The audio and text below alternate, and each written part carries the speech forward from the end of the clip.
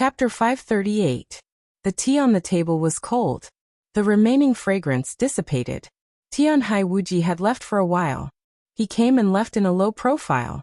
After the final battle of Heaven Capital, the invincible realm grandmaster of East Island came to Zhongzhou State for the first time. No one knew what he talked about with Gu Xingyun and Wang Qinglei. Gu Xingyun bowed his head and played with the teacup in his hand, silent. All the conditions had been negotiated. Next, it was up to him to make a decision. Your Highness, what are you still hesitating for? Wang Qinglei asked. His smile was still indifferent and gentle, the same as when he first entered the box. If you are asked to give up a combat capability at the peak of the invincible realm, will you hesitate? Gu Xingyun frowned and asked rudely. Li Shi was an expert at the peak of the invincible realm. Even if she barely entered the peak of the invincible realm, she was still the top expert and the sharpest sword in Kunlun City before Gu Xingyun made another breakthrough. Even if the sword was not very useful. But not useful and not usable were two different things. Not to mention the countless entanglements and grievances between Li Shi and Kunlun City. No one was willing to give up this combat capability. It depends on what happens. Wang Qinglei said calmly, if Tianzong gets Eastern Europe, he will definitely not let you and Kunlun City go. If Li Tianlan uses the 5 countries in Eastern Europe as the foundation, the Li family will also develop rapidly. The key is Li Tianlan himself. In his current state, in less than 5 years, you may not be his opponent now. Within 10 years, in his peak period, even if you make a breakthrough, you may be like an ant in front of him. For such an opponent, no matter how much you pay, as long as you can kill him, it's worth it. An expert at the peak of the invincible realm is indeed rare, but Li Shi, well, even if you love her, her weight will not be greater than the future of Kunlun City. Of course you have other ways such as finding someone else to kill Li Tianlan or even deity. Gu Xingyun's pale face looked a little helpless, bitter, and even painful. The time for Kunlun City to rise was too short. Without foundation, it would be very weak at many critical moments. At least in dealing with Li Tianlan, there were too few people in Kunlun City who could do it. Gu Xingyun was seriously injured. Gu Qianchuan's arm was broken. In Kunlun City, only Li Shi was qualified and had the strength to deal with Li Tianlan or even deity. Your Highness, as far as I know, you don't have many choices right now. Since the emergence of the Li family, Kunlun City's status in Zhongzhou State seems unchanged, but in fact, it has been declining. Now even a junior dares to stand on the opposite side of Kunlun City. If you don't fight now, when do you want to wait? Wang Qinglei said patiently. Gu Xingyun was silent for a long time this time. Amidst the suffocating silence, he finally nodded and slowly said, I understand.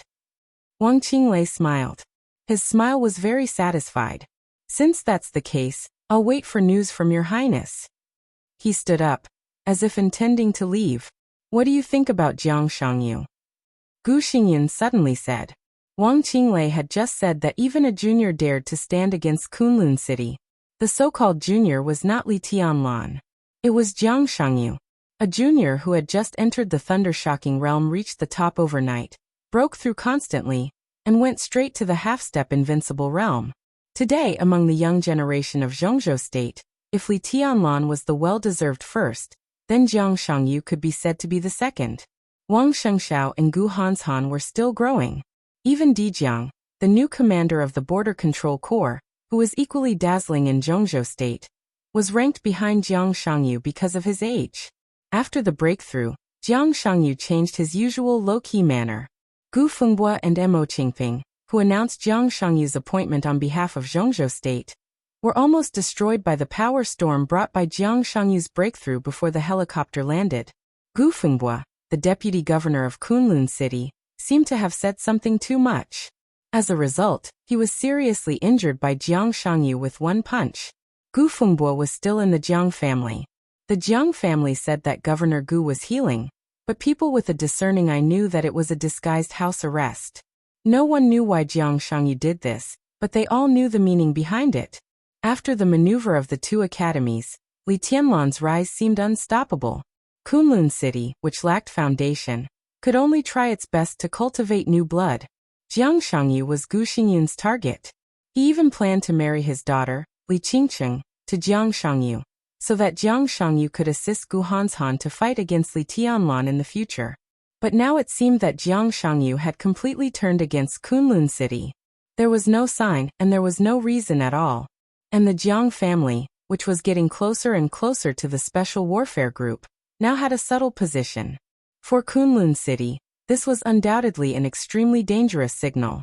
Kunlun City was the Special Warfare Center of Zhongzhou State. If a newly broken invincible realm expert could ignore Kunlun City, then what weight did Kunlun City have in Zhongzhou State and the whole dark world? But the key was that Gu Xingyan was seriously injured, and Gu Qianchuan had not recovered. Li Shi was still far away in Eastern Europe. In the entire Kunlun City, there was really no one who could suppress Jiang Shangyu in terms of force. Gu Xingyan could only take advantage of the situation. He had to make Jiang Shangyu and the entire Jiang family pay the price. Kunlun City was in a bad situation now. But the worse the situation was, the more he couldn't retreat. He had to make his voice heard. Jiang Shangyu. Wang Qinglei hesitated. He should set off for Eastern Europe today, right? Gu Xingyan's face became more and more gloomy. As soon as Gu Fengbo was seriously injured, he received the news and asked the Jiang family to give a reasonable explanation. But until now, the Jiang family had not given him any answer. The Jiang family didn't give him any answer. Jiang Shangyu, who was in Yuzhou at this time, seemed to know nothing about it. Arrogant. Gu Xingyan said in a cold tone. The Jiang family really thinks that no one can control Jiang Shangyu when he reaches the half-step invincible realm. They should be taught a lesson, a painful lesson. This is my mistake. Wang Qinglei said blandly. I didn't expect Jiang Shangyu's attitude to change, but I also overestimated the relationship between the Jiang family and Kunlun City. Gu Xingyan gave him a cold look and said nothing. Wang Qinglei's words were tantamount to questioning his ability to control, and even blaming him for not controlling the Jiang family. He waved his hand and said impatiently, "It's meaningless to say this now. It's meaningless to do anything now." Wang Qinglei said, "Jiang Shangyu will go to Eastern Europe today. What can we do? Remove him from his position? Replace him at the last minute? In any case, we have to wait for him to come back." He paused and continued. "And the Jiang family is very close to you. This is also your internal affairs. My identity is special, so it's not good for me to intervene." Gu Xingyan sneered and didn't speak. He finally understood what Wang Qinglei meant. Obviously, the other party would not intervene in Jiang Shangyu's matter at all. He picked up the teacup in front of him and said coldly, "I won't see you out." Wang Qinglei nodded and turned to leave. A well-behaved black Passat stopped in front of the club. Wang Qinglei opened the door and got in. After a moment of silence, he said slowly, "Go to the garden party." Gu Xingyan quietly watched the black Passat leave without saying a word. Everything in Kunlun City was not going well recently, but everything was natural, and there was no atmosphere of suspicion. But somehow, Gu Xingyan could always smell a faint smell of conspiracy. He felt a little uneasy, but he didn't know where all this came from. The Jiang family's sudden fallout undoubtedly completely exposed the weakness of Kunlun City. Jiang Shangyu, who had the combat capability of the invincible realm, seriously injured the deputy governor of Kunlun City, and the whole Kunlun City could do nothing to him. Gu Xingyan was very clear that if he didn't make a strong response to this matter, the Jiang family's fallout would become a signal. When Kunlun City was at its weakest, everyone would come to trample on it. Gu Xingyan silently walked back to his seat and picked up the teacup. He still hadn't figured out why Jiang Shangyu suddenly fell out. Recommending him to be the vice-marshal of the Snowdance Corps was indeed to make use of him. But although this appointment was dangerous, it was also an opportunity. Even if the danger was greater than the opportunity, the Jiang family usually kept a low profile, and it would not make the two sides fall out. Jiang Shangyu's fallout directly disrupted his plan. As a young man whom he was very optimistic about, this appointment not only did not bring the relationship between him and the Jiang family closer, but also made Kunlun City one more enemy in the future. Gu Xingyan rubbed his forehead and let out a long sigh, but he became more and more agitated. The door was pushed open from the outside. Gu Xian, the first deputy minister of the personnel department of Kunlun City, came in. Looking at Gu Xingyun's gloomy face, he wanted to say something but stopped on second thought. What's wrong? Gu Xingyun frowned and asked aloud. Your Highness, in this year's maneuver of the 2 academies, all the students have been assigned. Gu Xian held a piece of information in his hand, and his face was a little pale. He was the first deputy minister of the personnel department, a real high-level official in Kunlun City. In the maneuver of the 2 academies, he could completely represent Kunlun City in recruiting talents. But thinking of the information in his hand, he became more and more nervous. Gu Xingyan reached out his hand. Gu Xian hesitated for a moment, and handed over the information in his hand. The information was not thick. There were more than 2,000 students in the 2 academies, but only 300 of them could really catch the attention of Kunlun City. And these 300 people could catch the attention of Kunlun City. Naturally, they could also catch the attention of other institutions and forces in Zhongzhou State. Every time the maneuver of the 2 academies came to this time, it was a feast and an opportunity for the major forces to absorb new blood. As the special warfare center of Zhongzhou State, Kunlun City could divide up the most talents in every maneuver of the 2 academies in previous years. But this time, Gu Xingyan looked at the information in his hand. His breathing became more and more rapid, and he looked extremely irritable. Where are they? He quickly flipped through the information in his hand, but before he flipped through half of it, he couldn't help raising his head and looking at Gu Xian. Gu Xian smiled bitterly. They're all on the first page. Oh, the first page. Gu Xingyan nodded expressionlessly. Only 12? Only 12 out of more than 300 invitations. His voice suddenly rose. What's wrong with you? Among the students of the 2 academies, only 12 people are willing to join Kunlun City. 12 people. It was no longer a matter of how many. Kunlun City had never given up the layout in the 2 academies, and the internal students had also formed several young forces. But these people added up were more than 12. Now this list not only showed that Kunlun City almost didn't recruit any talents this time, but also showed that some people who originally intended to join Kunlun City had changed their choice in the end. Give me an explanation. Gu Xingyun slammed the list in his hand on the tea table. Look at the last page. Gu Xian smiled bitterly and didn't even dare to raise his head. Gu Xingyun directly turned to the last page of the information. Densely packed appointments appeared on the paper. At a rough count, there were at least 100 names, but there were only 2 forces on this page. Gu Xingyun subconsciously gasped and didn't speak for a long time. There were 2 forces on the last page, and one of them was the East Emperor Palace. The East Emperor Palace doesn't mean to recruit people now. Maybe there are contacts in private, but no one does it on the surface. But more and more people voluntarily join the East Emperor Palace. The East Emperor Palace hasn't sent any invitations so far. There are a total of 86 people, and all of them voluntarily applied to join the East Emperor Palace. At present, they are just waiting for the East Emperor Palace's reply. In addition, in the past few days, the 3000 World has sent out 50 invitations, of which 39 have been confirmed, and there are 9 people who voluntarily applied to join. Gu Xian's voice was dry. Gu Xingyan was silent. An unprecedented impact was hitting his heart with an unparalleled power. Nearly half of the 300 people had volunteered to join the 2 emerging forces, the East Emperor Palace and the 3000 World. And these 300 people were the best 300 people in the 2 academies. It could also be said that they were the best 300 people in the special warfare system of Zhongzhou State in recent years. What did this mean? The East Emperor Palace had Li Tianlan. The 3000 World had Jiang Shangyu. The 2 of them were the Marshal and Vice Marshal of the Snowdance Corps. Both of them had the combat capability of the Invincible Realm. Even if the Snowdance Corps was disbanded after the chaos in Eastern Europe, the treatment they received must be worthy of their strength. If these people could enter the East Emperor Palace, the treatment they received would not be much worse than that in Kunlun City. The key was that the 3000 World and the East Emperor Palace were both emerging forces. Emerging forces also meant more opportunities. Gu Xingyan was in a daze. Is there any news from Jiang Shangyu? After a long time he suddenly asked. Kunlun City was still waiting for the Jiang family's explanation. But the Jiang family did not explain at all. No. Gu Xian shook his head. Our people went to see Jiang Shangyu, but they didn't see him. How arrogant you are. Gu Xingyun sneered and gritted his teeth. Contact Jiang Shangyu now. I want to have a video call with him.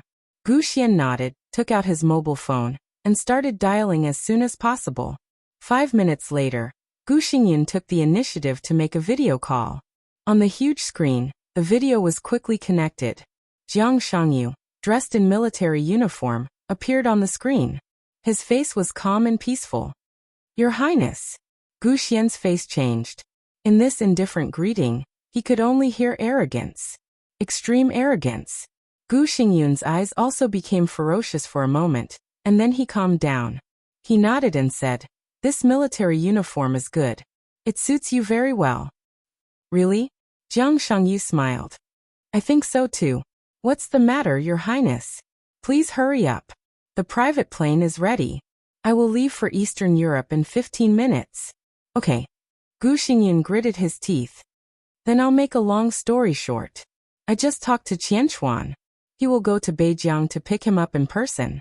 What do you think? It's a good thing. Jiang Shangyu said calmly. Lord Fengbo is seriously injured and really needs someone to take care of him. I have no problem with that. General, you are so confident. Gu Xingyun bent down and said coldly.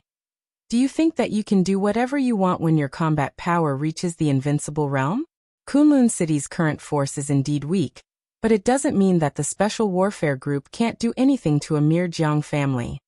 Jiang Shangyu narrowed his eyes slightly and said in the same calm tone, Really? Gu Xingyun also seemed to feel that his attitude was too violent.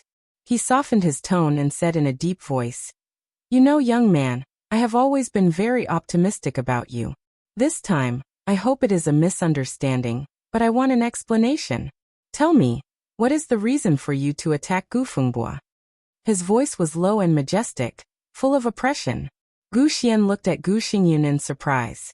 At this moment, Gu Xingyun's posture was very high, but in fact, he had already lowered his posture. If Jiang Shangyu still couldn't give a reason, there was no doubt that the Jiang family and Kunlun City would become hostile at the first time. On the contrary, if Jiang Shangyu gave a reason, no matter what nonsense it was, Gu Xingyun would be willing to accept it, and try to win over Jiang Shangyu and the Jiang family again. In the future, he would also show the corresponding respect to Jiang Shangyu. Gu Xingyun only needed a reason. No matter what the reason was, as long as there was a way out. Gu Xingyun stared at Jiang Shangyu's eyes. He believed that Jiang Shangyu could understand what he meant. But he became more and more uneasy. In Jiang Shangyu's eyes, he could not see the slightest seriousness and thinking, only indifference. After a long time, Jiang Shangyu suddenly smiled. His smile became more and more arrogant, with a kind of overwhelming arrogance. Reason? No reason. No reason. Gu Xingyun's voice was low. If there is no reason, why did you seriously injure Gu Fengbo? Nothing. Jiang Shangyu said blandly. It's just that my wings have hardened. All of this was because Jiang Shangyu felt that his wings had hardened. It was straightforward, clear and frank. It was the real truth. Gu Xingyun's face suddenly turned red. He suddenly stood up and threw the cup in his hand against the wall. In an instant, everything around Gu Xingyun flew out. Everything around him was thrown away. The tea table, the tea set, the remote control, everything was smashed by him. Jiang Shangyu quietly watched Gu Xingyun's behavior in rage, without saying a word. Jiang Shangyu's eyes were red. He reached out to point at the screen, and his voice was shrill and furious. Jiang Shangyu, do you really think that there is no one in Kunlun City? Jiang Shangyu looked at him and was silent for a while. Then he nodded and said, Yes, I just think that there is no one in Kunlun City. Chapter 539. When the Black Passat was about to drive out of the center of Huating, Wang Qinglei also got the list of students in the maneuver of the two academies. Hundreds of names from different organizations were sent through the mail. It was dazzling. The Passat drove very smoothly. Wang Qinglei opened the notebook and looked at the information seriously and attentively. There were more than 2,000 students in the two academies. In a sense, these were the most outstanding people in the special warfare system of Zhongzhou State in the past 3 years. In 3 years, the hundreds of names that finally entered the eyes of the major forces were naturally the most dazzling people in the special warfare system of Zhongzhou State in the past 3 years. The two academies held a term every 3 years. In terms of time, thousands of people would enter the eyes of the major forces every 3 terms, and then be recruited by the major forces and agencies. 3 terms of graduates, that was 10 years. In the past 10 years, the final choice of thousands of students directly affected the pattern of the special warfare system of Zhongzhou State in the future. Which force and agency would rise in the future, in a sense, could be seen just by looking at the list. Therefore, the maneuver of the two academies was a grand event and a feast. The most outstanding hundreds of students in each term were the targets of various special warfare agencies and hidden forces in Zhongzhou State. Kunlun City, the Wang family of Beihai, the 6th, the Special Operations Bureaus of various provinces, and various elite troops of the military. Everyone was competing. Wang Qinglei was naturally also competing. He first looked at 3 agencies. Wuxia Special Operations Bureau, Ranger Corps, Special Task Force Gale.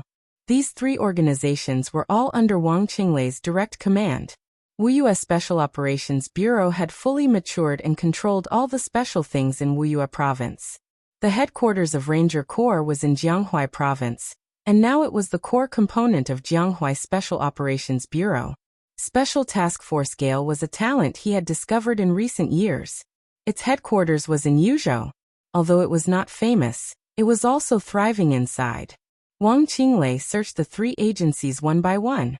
Looking at the names below the 3 agencies, he frowned slightly. Why are there so many fewer people? Wang Qinglei said to himself.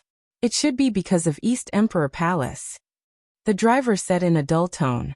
He had been driving for Wang Qinglei for more than 10 years. He was usually a man of few words, but when Wang Qinglei came to see Gu Xingyun, he didn't bring a secretary or a guard. He only brought a driver, which was enough to show his position in Wang Qinglei's heart. Wang Qinglei raised his eyebrows slightly and searched the East Emperor Palace. A row of densely packed names suddenly caused his pupils to shrink.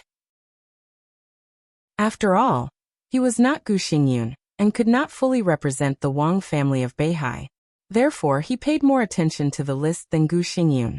In this way, the list of applicants to join the East Emperor Palace was naturally longer than what Gu Xingyun saw. Wang Qinglei didn't count how many people there were. The exact number was no longer important. Roughly scanning the list, it was enough to see how amazing the momentum of the East Emperor Palace was now. Wang Qinglei looked at the list and was silent for a long time. It could be foreseen that as long as Li Tianlan didn't die, in the next 3 years, the East Emperor Palace would develop steadily. By the next final maneuver of the 2 academies, there would only be more people applying to join the East Emperor Palace than now. If Li Tianlan could break through to the invincible realm within 3 years, then the entire 2 academies might be called the place where the East Emperor Palace developed new blood. The same was true for the next one. What about 10 years later? The East Emperor Palace would recruit more than half of the most outstanding young people in the entire Zhongzhou State in the past 10 years. At that time, the entire East Emperor Palace would represent a whole era. Wang Qinglei's heart suddenly palpitated. It's really a scourge. He reached out and knocked on the name of the East Emperor Palace, commenting calmly, "If the Li family doesn't die, Zhongzhou State will be unstable." The driver's tone was a little emotional. This is something that everyone can see, but the attitude of the higher-ups has been very laissez-faire to the Li family. From this point of view, it is enough to see their dissatisfaction with Kunlun City. Wang Qinglei smiled and said calmly, "In fact, no one can deny Gu Xingyun's contribution to Zhongzhou State as the god of war. But his style of doing things is too slick people and forces. Too smooth people and forces will always have too much room for compromise. It even means that there is no position that must be insisted on. The higher-ups are not dissatisfied with Kunlun City, but they don't trust him. How unyielding was the Li family in the past. They would rather die than retreat and break than bend. This is the candidate that Zhongzhou State needs and dares to trust. Li Honghe is still alive and well, which can also explain this problem. The driver shook his head, clicked his tongue, and said nothing. Kunlun City really can't do it. Wang Qinglei lowered his head to operate the laptop and dialed a video. He said flatly, but the future of Zhongzhou State doesn't necessarily have to depend on the Li family. The video was connected. A vast expanse of white appeared on the screen. There was no figure. Only a calm and gentle voice sounded. Finished talking. Just finished. It seems that the result is good. Wang Qinglei said calmly. There was a moment of silence on the other side of the screen. The vast expanse of white was as stable as one. Gu Xingyan agreed to fight against Li Tianlan and deity? The voice on the other side of the screen asked again. He has no reason not to agree. Wang Qinglei laughed. If he refuses, the entire Kunlun city can only live for another 10 years, at most 10 years. Whether Tianzong or Li Tianlan, they will not let him go. It's good that he agreed. The voice on the screen laughed. In this way, everything you and I have secretly planned is not in vain. In this situation, there was only one person who could and was qualified to secretly plan everything with Wang Qinglei.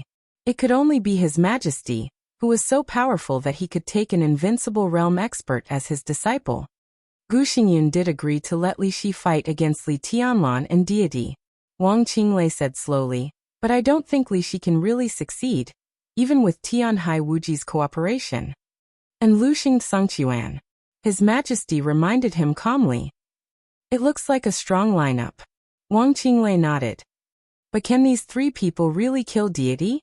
On the surface, their strength is indeed enough. Li Shi restrains deity, and Tianhai Wuji and Luxing Songquan break out with all their strength. They may not be able to kill deity. But who can stop deity when he is about to die? You can make an invincible realm expert willing to be your disciple, but you may not be able to make them die for you. Wang Qinglei hit the nail on the head. His Majesty was silent for a while. They can kill Li Tianlan, and that's enough. After a while he said slowly. Li Tianlan is young after all. It's enough to kill Li Tianlan, but what about deity? Wang Qinglei asked directly. Deity. His Majesty smiled. Deity doesn't have to die. Wang Qinglei didn't speak for a long time. He thought about it seriously, then frowned and said, Deity doesn't have to die? In that case, why do we have to fight against deity? If we don't fight against deity, the 5 countries in Eastern Europe may not make Gu Xingyan make up his mind. Only East Island can make him give up Li Shi. And if we don't fight against deity, it's okay for Luxing Songquan, but why should Tianhai Wuji come? Muddy water? Now Wuji Palace and Jifeng Sword Raining School are overwhelmed by the purgatory of Heaven Capital. Only by giving them a chance can they be willing to be used by us. His Majesty's voice grew softer. But they can't kill deity. Wang Qinglei said quietly. That's true, His Majesty said, but it's enough to seriously injure deity. In this way, Luxing Songquan and Tianhai Wuji also have a chance to breathe. Wang Qinglei finally understood what was wrong. Between the lines, His Majesty didn't seem to take Gu Xingyan seriously at all. He was a little annoyed, lowered his voice, and growled. But if deity doesn't die, the chaos in East Island that we promised Gu Xingyan before will not come true, and Gu Xingyan will have no basis for cooperation with us in the future. Li Shi killed Li Tianlan. Killed deity. Gu Xingyan would try his best to get the 5 countries in Eastern Europe as soon as possible. At that time, with the cooperation of Wuji Palace, East Island would be in chaos again. The power of Kunlun City would enter East Island and expel the purgatory of Heaven Capital. That was their plan. At least, that was the plan that Wang Qinglei told Gu Xingyan. The 5 countries in Eastern Europe plus East Island. The strength of Kunlun City would soar. When Gu Xingyan recovered from his injury and reached the peak of the invincible realm, the entire Kunlun City would become stronger. Only such a prospect could make him sacrifice Li Shi. His Majesty smiled and said blandly, When did I say that I wanted to cooperate with Gu Xingyan? Wang Qinglei frowned tightly.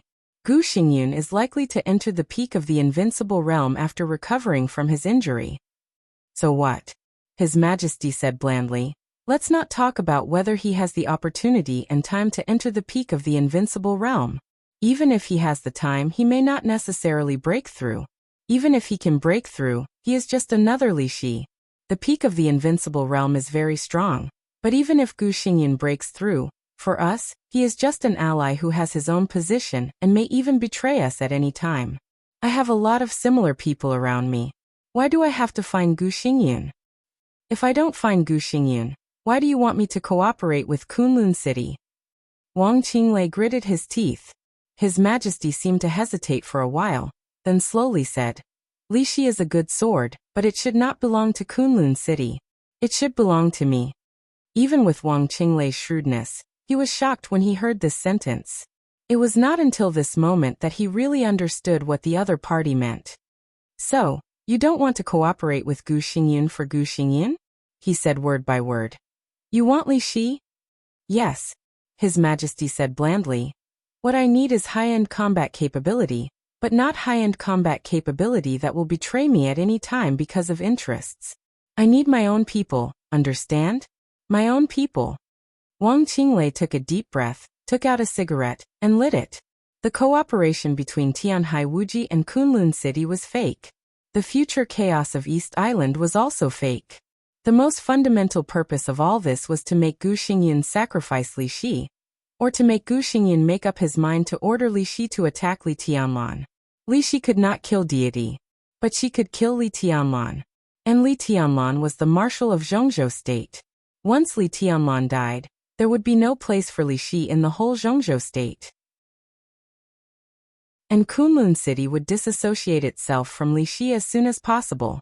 At that time, Li Shi would face a real desperate situation. Under such circumstances, if His Majesty reached out to Li Shi, what reason did Li Shi have not to shake his hand? All this plan was to kill Li Tianlan, and also for Li Shi's combat capability at the peak of the invincible realm. From the beginning to the end, Kunlun City could only play the role of being used. What His Majesty wanted was to make Gu Xingyan give up Li Shi, who was at the peak of the invincible realm. Wang Qinglei held a cigarette in one hand and rubbed between his eyebrows with the other. After a long time he said slowly, brilliant. I'm flattered. His Majesty's voice was still gentle. I'm not the only one in your plan, right? I wonder why Jiang Shangyu suddenly turned against Kunlun City. Do you want Jiang Shangyu to completely anger Gu Xingyan and make him feel a real sense of crisis? Wang Qinglei asked. Yes. His Majesty's voice was clear and light. So Jiang Shangyu is really your disciple? Wang Qinglei asked curiously. Yes. His Majesty's voice was still calm. Li Tianlan died and Kunlun City won't live long. Wang Shengxiao will inherit the Wang family of Beihai. Jiang Shangyu is the only candidate for the future special warfare system of Zhongzhou state. Wang Qinglei was completely convinced. His tone was extremely sincere, and he said happily, Your Majesty, I hope we can cooperate happily. Of course. His Majesty laughed. In the laughter, the white on the screen flickered, and the video call was immediately closed. Wang Qinglei instinctively looked at his watch. From the time the video was connected to the time it was hung up, the whole call did not exceed 3 minutes. Wang Qinglei closed the notebook and looked out of the window. Outside the window, it was already lush, with birds singing and flowers fragrant. Cicadas chirped endlessly in the quiet world. The garden party arrived. The black Passat entered the white jade gate. Wang Qinglei got out of the car and slowly went up in the garden building with a small bridge and flowing water. At the top of the garden party was a pavilion. The pavilion was not high, but it was empty. Standing here, there were picturesque landscapes and bustling events. There were scenery in every direction. A slender young man stood in the pavilion. With his back to Wang Qinglei, he held the railing and looked into the distance, lost in thought. The sun shone in from outside the pavilion. He stood in the place where the shadow and the light converged, his eyes full of affection and concentration. Wang Qinglei walked to him and looked at his side profile. Every time he faced this guy who was 20 years younger than him, but it was the first time he aroused his ambition. His heart was extremely complicated. Without him, perhaps the entire Wang family of Beihai would be different now, wouldn't it? Wang Qinglei was silent for a while. He suddenly came to his senses, looked at the silent young man beside him and chuckled. "What are you looking at?" "I'm looking at what I can see." The young man's voice was low and gentle, with a very charming magnetism. "Then what do you see?" Wang Qinglei asked curiously. The young man smiled, revealing a mouthful of white teeth. He pointed to the front and said softly, "The landscape is picturesque." Wang Qinglei followed his finger and looked over. After a long time he nodded. "Such a beautiful scene, it's really carefree." Chapter 540. As one of the senior counselors at the core level of Zhongzhou State, Jiang Shan was really in a high position, and was deeply rooted in the entire Beijiang province. But judging from the appearance, the entire Jiang family did not look like a wealthy family at all. The manor of the Jiang family was not big, covering an area of less than 30 acres. The internal villa seemed to have been built for many years, but the manor as a whole looked very exquisite, with clear water, small gardens, and flat grassland. It was not majestic, but extremely fresh. Jiang Shan was usually busy with official business and rarely came here. During the period before Jiang Shangyu went to the Deep Sea Academy, in addition to a few servants, only Jiang Shangyu, who had been in poor health since he was a child, lived here for a long time. Jiang Shan occasionally came, but he came and went in a hurry. He didn't feel anything before, but it wasn't until now that he realized that he didn't seem to have observed the place where Jiang Shangyu had lived since he was a child. Every grass and tree here, every ripple in the water, and every flower in the sun were familiar yet strange. Jiang Shan felt a little emotional. It seemed that from the moment Jiang Shangyu went to Yuzhou here, he really realized that so many years had passed calmly and cruelly without any change in expression. The son he cared about but had little time to accompany had quietly taken over the heavy burden on his body, and taken the Jiang family in another direction. So Jiang Shan stayed in the manor. He declined a few meetings that were not particularly important, but could not be ignored, and gave a few servants a few days off. Then he began to stay in the villa and wait quietly. He was waiting for Kunlun City's attitude. The future direction of the Jiang family would be controlled by Jiang Shangyu. But Jiang Shan thought that he was not old and confused, and he could always play a big role in the future development. Jiang Shangyu seriously injured Gu Fengbua, which was equivalent to completely falling out with Kunlun City. There was no exception to what kind of attitude Kunlun City showed. According to their attitude, Jiang Shan must respond at the first time, either tough or gentle. There was not much flattery, deception, and subtle temptation here. Staying in this manner, his heart was extremely calm. Sitting here, he was a father and a patriarch, not a counselor of Zhongzhou State. This was Jiang Shan's attitude. Apart from Jiang Shan, there was only one gardener left in the entire manor. The gardener was an old man in his 50s surnamed Su. His temples were white and his face looked weathered. He was the earliest servant to come to the Jiang family, and had been here for nearly 10 years.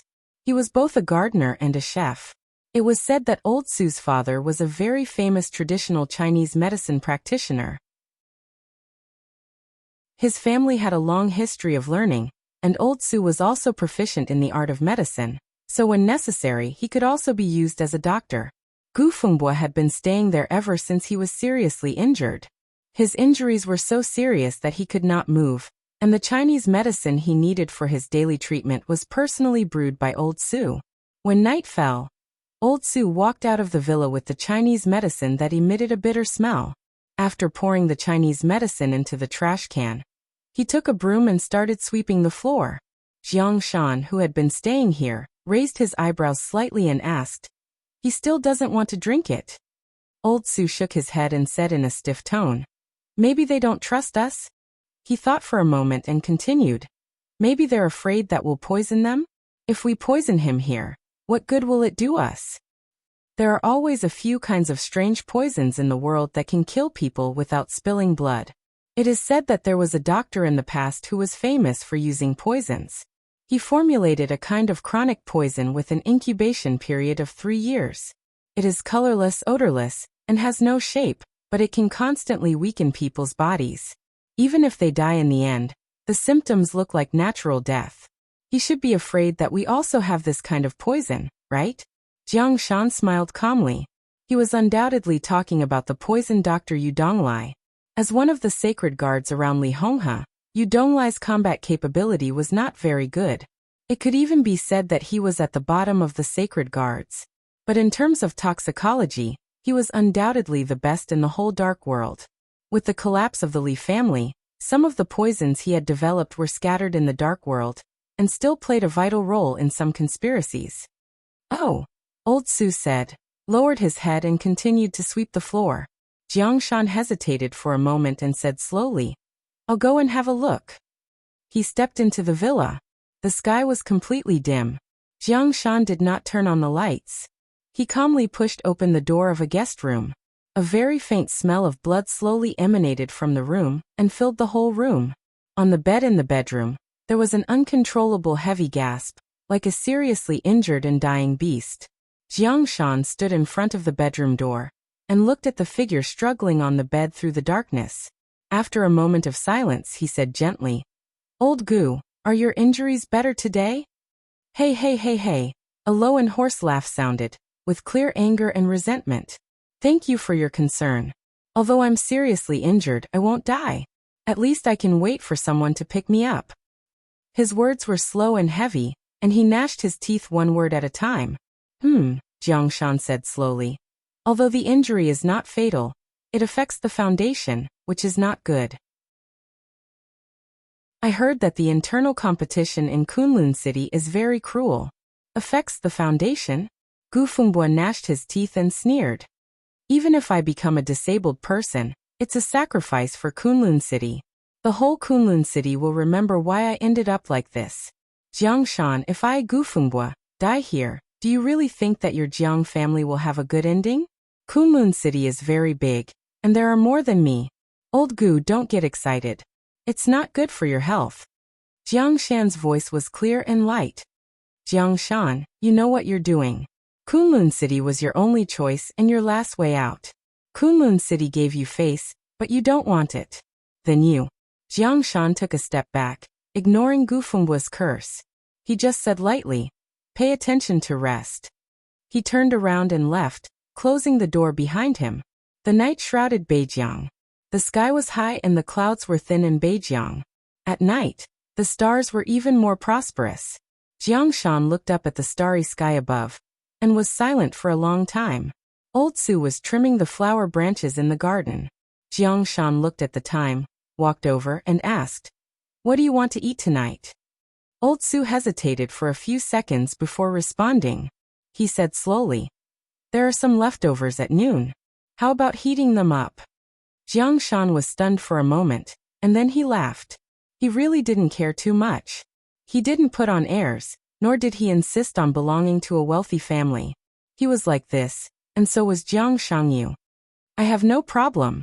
I'm afraid that the big shot inside can't get used to eating leftovers. He pointed to the villa where Gu Fengbo was. It doesn't matter. Old Su shook his head. I'm afraid that this big shot can't get used to the taste of Beijiang. Anyway, even if it's not leftovers, he won't eat it. Jiang Shan shook his head with a smile, but in the end he didn't say anything. He just patted Old Su on the shoulder. Don't be busy. Have a drink with me. Old Su's ears suddenly moved, and he looked at the distant sky under the curtain of night calmly. I still have a bottle of Maotai, which is the standard for state banquets. Let's go, let's. Jiang Shan's words paused. The whistling sound of rotors came from a distance, and the signal lights flickered slightly, and the color was blood red. The helicopter was getting closer and closer, roaring through the whole manor. There was suddenly a trace of faintly discernible sword chi in the peaceful manor. More and more sword energy scattered in the manor, spreading out layer by layer, fierce and sharp. The whole manor seemed to be enveloped by an undisguised killing intent. Jiang Shan narrowed his eyes and didn't go on. He just whispered, There are guests coming. Old Su did not raise his head and continued to trim the flower branches.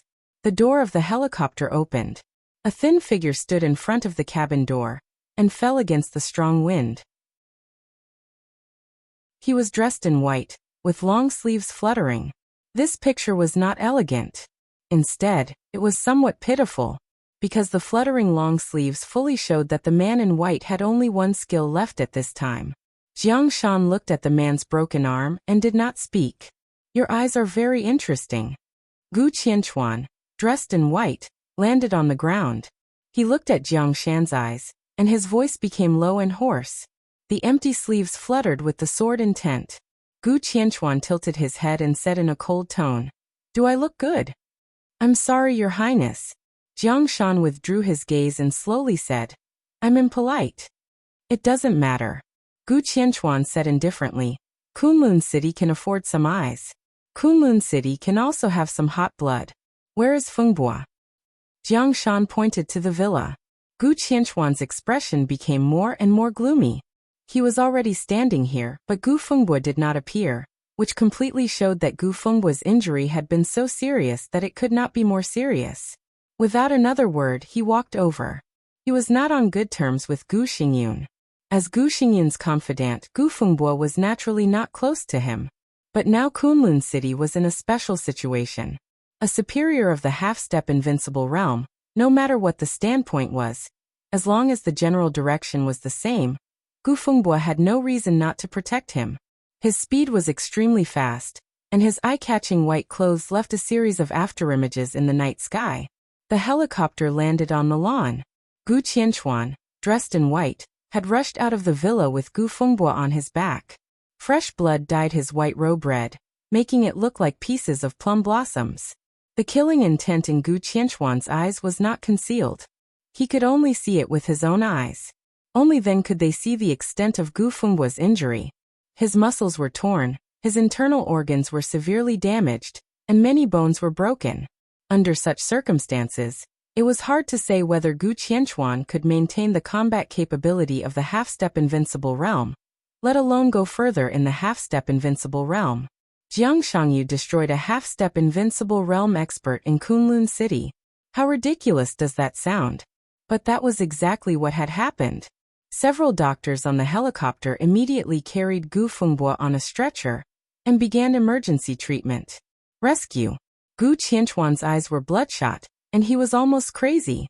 The sword intent all over the manor was whistling wildly, and the killing intent was boiling. "Your Highness, are you going to attack me here?" Jiang Shan asked calmly, and at the same time he blocked Old Su behind him. This sentence seemed to remind Gu Qianchuan. The killing intent in his eyes was gradually suppressed. In any case, Jiang Shan was a senior counselor of Zhongzhou State and ranked in the corps. If he killed Jiang Shan, not to mention himself, even the entire Kunlun City could not bear it. Even if Jiang Shan now had no clear group ownership and his position was vague, Kunlun City could not bear it. A vague position would make him lose the support force behind him. But at the same time his identity was there. Without a clear position, Jiang Shan would also become the target of various groups. How to survive in such an environment was a test of Jiang Shan's wisdom. Good, very good. Gu Qianchuan took a deep breath. His body trembled in extreme anger. Kunlun City will remember what happened today. From today on, Kunlun City and the Jiang family will fight to the death. Jiang Shan looked at Gu Qianchuan expressionlessly and said calmly, "Your Highness, take care. I won't see you off." No matter how calm his expression was, it meant extreme arrogance in Gu Qianchuan's eyes. He could not bear it anymore and suddenly swung his empty sleeves. The sword energy all over the manor instantly broke out. He could not kill Jiang Shan, but with his identity, who could stop him from destroying this manor? At least it was good to vent his anger. Countless sword energy turned into sword light and kept rising. But in the next second, the entire manor was quiet. Gu Qianchuan's eyes widened. Jiang Shan was also surprised. Old Su, who was pruning flowers, froze in place. He stared at the flowers in front of him, his eyes full of fear. Under the cold and lonely starry sky, there was light. The light appeared on the grass and the flowers, and scattered between heaven and earth. It was a riot of colors. The sword energy driven by Gu Qianchuan disappeared in an instant. Only the dazzling colorful light kept flowing in the manor. Gu Qianchuan, Jiang Shan, and Old Su turned almost at the same time, and looked at the gate of the manor. A hazy and ethereal figure stepped on the light, and walked into the manor. Her footsteps were silent, dreamy, and peerless. One after another, colorful light lingered around her, half covering her face and body. The woman walked into the manor and saw Gu Qianchuan. She was a little surprised. Her voice was cold and sweet, like the sound of nature. You just lost an arm, but the sword energy is so weak. The sword of Kunlun City is just so. Gu Qianchuan was not angry. His whole body was tense, as if facing a formidable enemy. He said in a deep voice, Qin Weibai? Qin Weibai did not speak. There was no power fluctuation in her body, but the colorful sword light slightly flowed, and the shadow of a giant sword appeared for a moment. Faintly discernible, the vast and boundless sword qi descended from the sky. In an instant, Gu Xingyun's whole body burst with blood. Gu Qianchuan's face became extremely frightened. He roared, rose into the air, and fled the manor without looking back. There was a buzz in the air, which seemed to be a giant sword breaking through the air. Qin Weibai reached out and grasped a piece of nothingness. She said calmly, "A small fry is not worth wasting energy on." She did not look at Jiang Shan, and continued to move forward to the villa where Jiang Shangyu was. A ghostly figure blocked in front of the villa. He looked at the colorful light on Qin Weibai's body with a solemn face. "Old Su." Jiang Shan took a deep breath.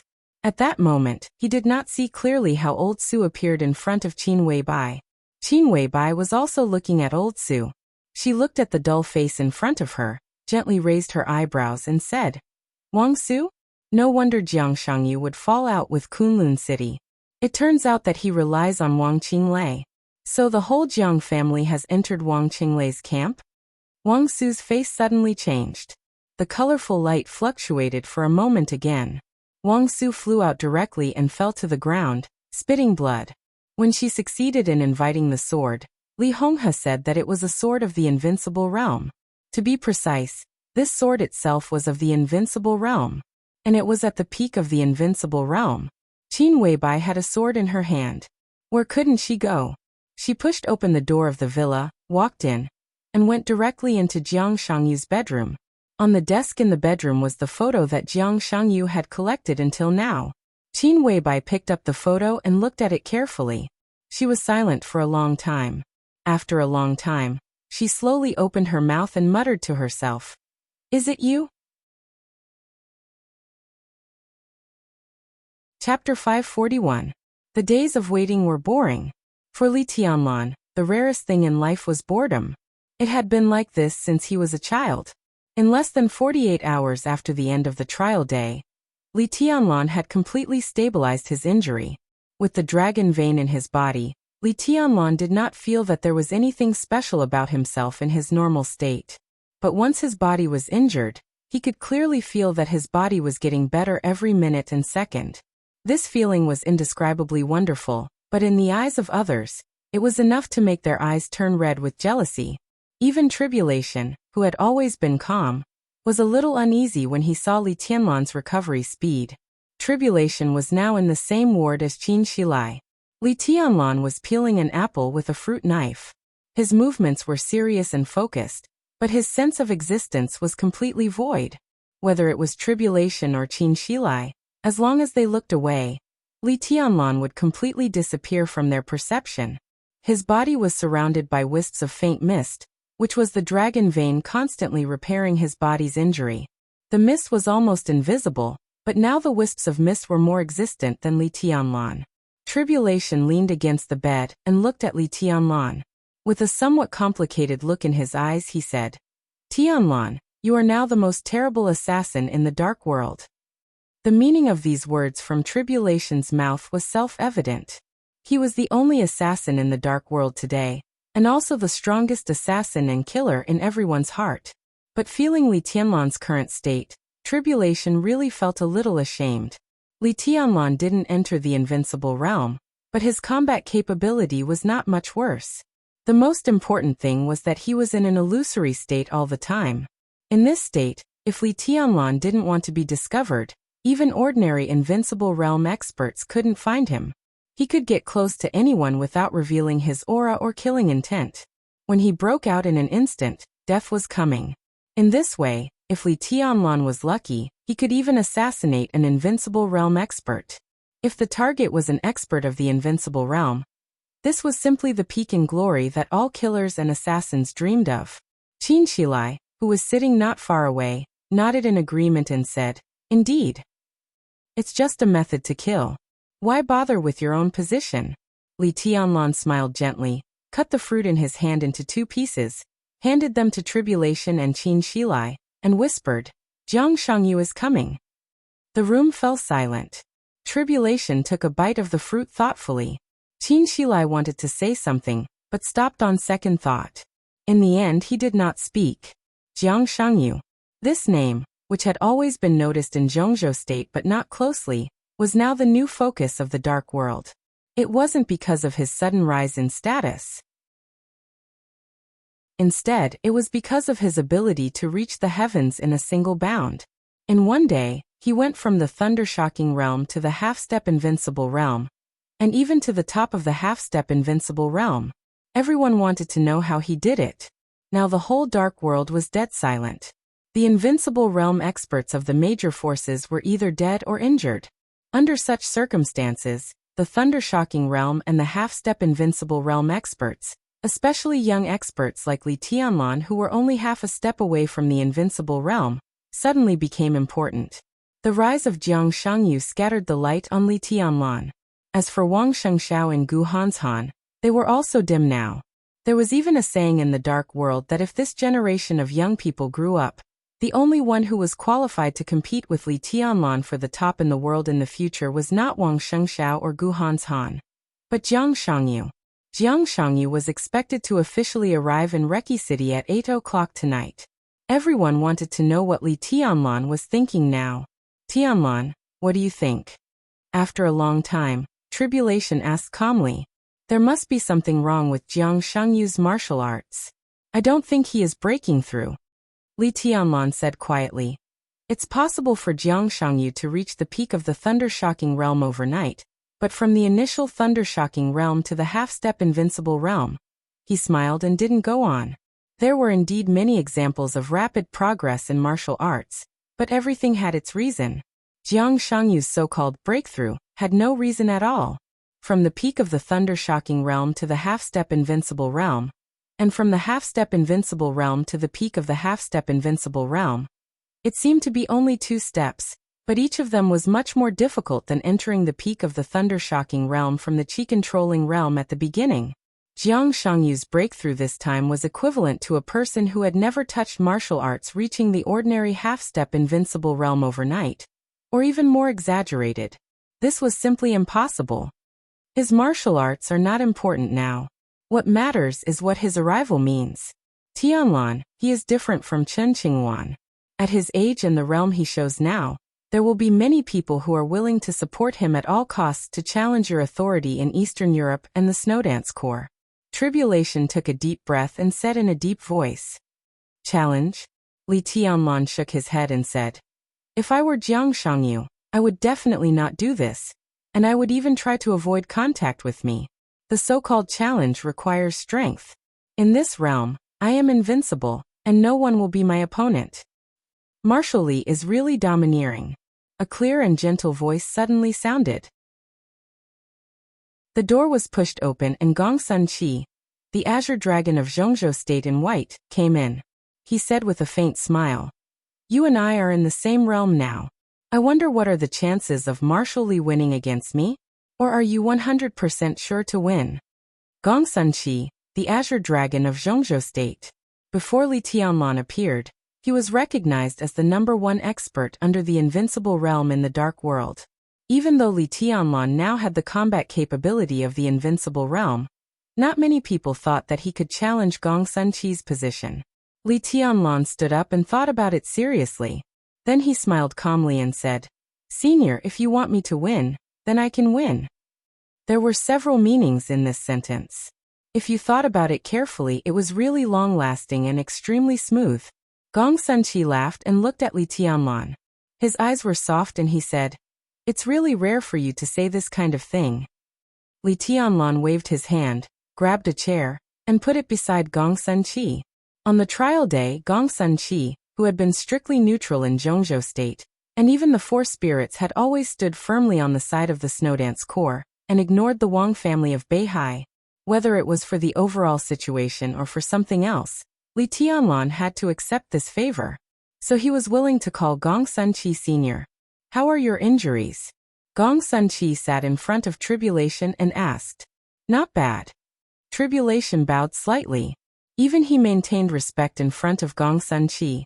3 years ago, in the final battle of Heaven Capital, Tribulation broke out with all his strength and killed Shinichi Miyamoto, an invincible realm expert in East Island. To some extent, it was also Gong Sunqi's help to Tribulation. Gong Sunqi nodded, glanced at Li Tianlan, and said, "The president will arrive in Reki City in 3 days." Li Tianlan understood the meaning of this sentence and said calmly, "I haven't discussed this with Marshal Uncle." "What is it?" Tribulation looked at Li Tianlan in confusion. Li Tianlan frowned and thought for a while, then said slowly, "The chaos in Eastern Europe will end with the president's visit to Reki City. That is to say, it is almost over here." Tribulation nodded. This was to be expected. The chaos in Eastern Europe had developed until now. More than 10 invincible realm experts had died, and all the major forces were leaderless. 2 of the 4 families had changed their positions, and the other 2 had been destroyed. Zhongzhou State was entrenched in Wulan State, and had formed a general trend to unify Eastern Europe. After the night of trial day, the situation would gradually calm down. Li Huaqing would visit Wulan State, and the 5 countries in Eastern Europe would be completely marked with the mark of Zhongzhou State. At that time, with Wulan State and the Arctic Ocean Command as the core, the army of Zhongzhou State would sweep the whole of Eastern Europe bit by bit, and the whole situation would become extremely clear. If there is no accident, I will return to Yuzhou with President Li Huaqing to report on my work, Li Tianlan said slowly. He looked at Tribulation and said calmly, "But we can't leave this place behind." Tribulation looked at Li Tianlan and listened silently. "So when I reported to the President and Minister Dongcheng, I recommended Marshal Uncle to be the new Marshal of the Snowdance Corps. Only when you are here can I rest assured, and you can control the situation." Li Tianlan continued. A touch of astonishment appeared on Tribulation's face. Perhaps before he said this, no one could have thought that Li Tianlan would resign as the commander of the Snowdance Corps. The rank of marshal was secondary. What mattered was everything here. If Li Tianlan did not leave, the Snowdance Corps would not leave. With the full cooperation of Prime Minister Riker, the full support of the Arctic Ocean Command, Rekvia's obedience, and the Qin clan as an ally, Li Tianlan's foundation in Eastern Europe could be said to be unique. As long as he stayed in Eastern Europe and developed peacefully, within 10 years, Li Tianlan would truly become a pivotal figure in Zhongzhou State. Li Tianlan actually wanted to hand over such a good situation to him? Tribulation was confused for a moment, and shook his head subconsciously. Everything he developed in Eastern Europe naturally belonged to Li Tianlan. But this was completely different from Li Tianlan's development here in person. "Why do you want to leave?" Tribulation asked suddenly. "After returning home, I will go to Tiannan and develop peacefully in Tiannan." Li Tianlan seemed to want to say something else, but when the words came to his mouth, he fell silent with a complicated look on his face. Tribulation's eyes trembled slightly for a moment, and he also fell silent. The situation in Eastern Europe was not bad. But after the storm was settled, Li Tianlan was in a hurry to leave. Obviously, Li Tianlan had a more important goal. What could be more important than Eastern Europe? Naturally, it would not be just Tiannan. After the trial day, the situation in Tiannan was already very clear in the eyes of those who were observant. There was the purgatory of Heaven Capital in Tiannan. There were also more than 100,000 troops in the Blood Battalion. And the tens of thousands of square kilometers of land that was completely free. All of these could belong to Li Tianlan. Compared with Eastern Europe, Tiannan was the real foundation of the emperor. All of this had been very vague before. But on the trial day, Li Tianlan's sword strike was enough to explain too many problems. Now no one thought about who lent the sword energy to Li Tianlan. There were only a few people at the peak of the invincible realm. The answer was easy to guess. The question now was why on earth that person lent the sword energy to Li Tianlan. The purgatory of Heaven Capital. Tribulation suddenly smiled with a self-deprecating smile. Li Tianlan was still silent and said nothing. "How is my sister?" Tribulation suddenly asked, and his voice became low and hoarse. "She's fine," Li Tianlan said slowly. "Rushi is with her." Tribulation closed his eyes and didn't speak for a long time. Chapter 542. In the end, Gong Sunqi broke the silence. "I have communicated with Minister Dongcheng. In principle, he agrees that Black Tortoise will lead a group of Terracotta Army to be temporarily stationed in Reki City and return to Zhongzhou State after the situation is completely stabilized. Li Wangsheng, the Black Tortoise of Zhongzhou State, could also be said to be a direct force of Li Tianlan. The achievements of the Snowdance Corps came first, and Dongqing Wudi's full support followed. Coupled with the inclination of the four spirits, the general trend had completely guaranteed Li Tianlan's foundation in Eastern Europe. As long as Tribulation was willing to stay, with his status and strength as the #1 assassin in the Dark World, even if Li Tianlan left Eastern Europe, the Li family would still have absolute influence on Eastern Europe in the future. Li Tianlan looked up at Tribulation. Since Tribulation broke through in East Island more than 3 years ago, his position had become a little awkward. Today, Tribulation was the minister of the Northeast Special Warfare Department of Zhongzhou State, and also the director of the Supervisory Council, which was equivalent to a member of parliament. He was transferred from the Northeast Special Warfare Department to the commander of the Snowdance Corps. As long as he was given the title of marshal, his position was also equivalent to that of a member of parliament of Zhongzhou State. It seemed to be the same, but in reality, the difference was huge. After all, Sai City had been entrenched in the Northeast for many years, and its influence had long been deep-rooted. Tribulation's role in the Special Warfare Department was nothing more than icing on the cake. But once he left the Northeast, he controlled the strongest Special Warfare Battalion in Zhongzhou State. In addition, he was far away in Eastern Europe, so his real power could be said to be doubled. Li Tianlan was now the young governor of Sai City, which naturally belonged to the Li family.